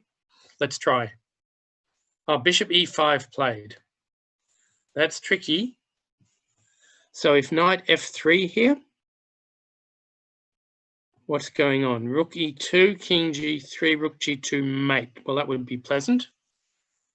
So after rook check, knight f3, we have to go back to g1, and then you have knight h3 check, which looks decent. Although still not game over, but interesting. So Kamer has to come up with something good with not a lot of time on the clock. Remembering, of course, Kamer can always just take on e5 in most positions, and that should be just a drawn ending because a6 is hanging. But okay, he doesn't really want to do that. So what can he do? It's tricky. I mean, I want to play knight f3. Rook check. I could go to h1 because you don't have bishop d4 at the moment. Maybe. He played knight f3. Well, it is a double attack. So rook check will be played almost immediately. There is no discovered check because of knight takes bishop. So rook e2 check is forced. And I guess he's going to h1 as the trick. And that bishop has trouble staying on the diagonal. If you go bishop c7, we just go rook c6. And I think you're losing the bishop. Or pulling back to e7, no, then rook takes on c7. So this looks like it's game over. Bishop c7 played. Kamer should play rook c6. Oh, hang on. He didn't give a check. He played bishop c7, but knight takes rook just wins. Oh no, he's got a discovered check. And then he can take the rook. Of course, very clever. So he'll go knight somewhere check. Hard to know exactly where. G6 maybe. D3 is no good because you can't take both the knight and the rook on there. So E6 played. Okay, so king moves. Where does he move? G2. Bishop takes B6. So maybe some technical details, technical difficulties, but H5, you have no pawns for the exchange here. It should be game over. It really should. My goodness, after 96, he went rook E5. That is not only extremely weird, It allows moves like knight d4 if you want. A self-pin, ridiculous. So the idea is after bishop e5, king moves, he's still attacking the pawn on a6, but there is a knight c7 move. Maybe then rook c6 could be annoying. Yeah. Whoa. So knight d4 played. Absolutely. So I guess you could take on a6. He did. So bishop e5 check. Can't be anything better. King g2. And that should be an easy win for Kaymer because his A pawn is just very, very strong. So actually, Studer has blown it in time trouble. He ran himself down to 30 seconds. Okay, he's back up over a minute now, but with the 45-second increment, bishop check, king g2, and Studer is going to lose another game that has sort of escaped from his grasp. That Kaymer did play pretty well for a lot of the game, but Kaymer got in. It gave Studer enough counterplay to probably hold, but he didn't quite manage to do it. So now the problem for Black is if you go something like c4, c3, we can stop it on c2 or on c1. In the meantime, we push our A pawn, and that looks pretty bad. So I don't think Black's king can help. In fact, Studer has resigned. So that is game over. And, well, what a surprise. The leaders of the tournament went down today, both Wojciech and Adams, who I had thought were the only two with a real chance of winning the tournament after the Blitz. It's not true anymore. Wojciech is still leading on 31.5, but now Hari Krishna has gained 4 points on him and is now only 3 down on 28.5. Then you have Michael Adams on 27.5, and he is being chased by Kaymer on 26.5. Anton has 22. Naiditsch is stuck on 18.5. Studer has 15, and Edouard has 13.5. So the bottom part of the field hasn't changed, but the top has bunched up quite a lot. And Wojciech has to now worry about his next round pairing.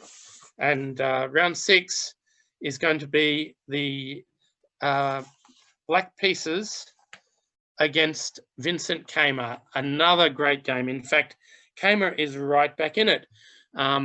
So the Black against Kaymer is the hardest job you can have. Adams will get Black against Studer. Maybe that's a chance for him. And Anton will get Naiditsch, who's not in great form. Hari Krishna, having won with Black, will get a white against Edouard, the tail ender in the field. So that's a chance for him to make up ground. This is getting very serious for Wojciech. It's only lost that one game so far in the Blitz Rapid and Classical, but that one game has left him wide open. And suddenly you have a player just 3 points behind him. And even if he draws with Kaymer and Hari Krishna wins, for example, he'll take a half-point lead into the last round. Remembering, of course, that the Rapid tournament had a win for Wojciech, which means that he has an advantage in tiebreak if they're tied. But with so many score groups available, a tie is unlikely. It should be a fantastic 6th round, penultimate round. There are 2 to play in the Classical tournament. But Wojciech now has, his loss to Hari Krishna has thrown the tournament wide open, and anything can happen. So the games will start at 2 o'clock tomorrow, as expected. As usual, the last round will start at 11. I look forward to seeing you all for the next round. Should be great.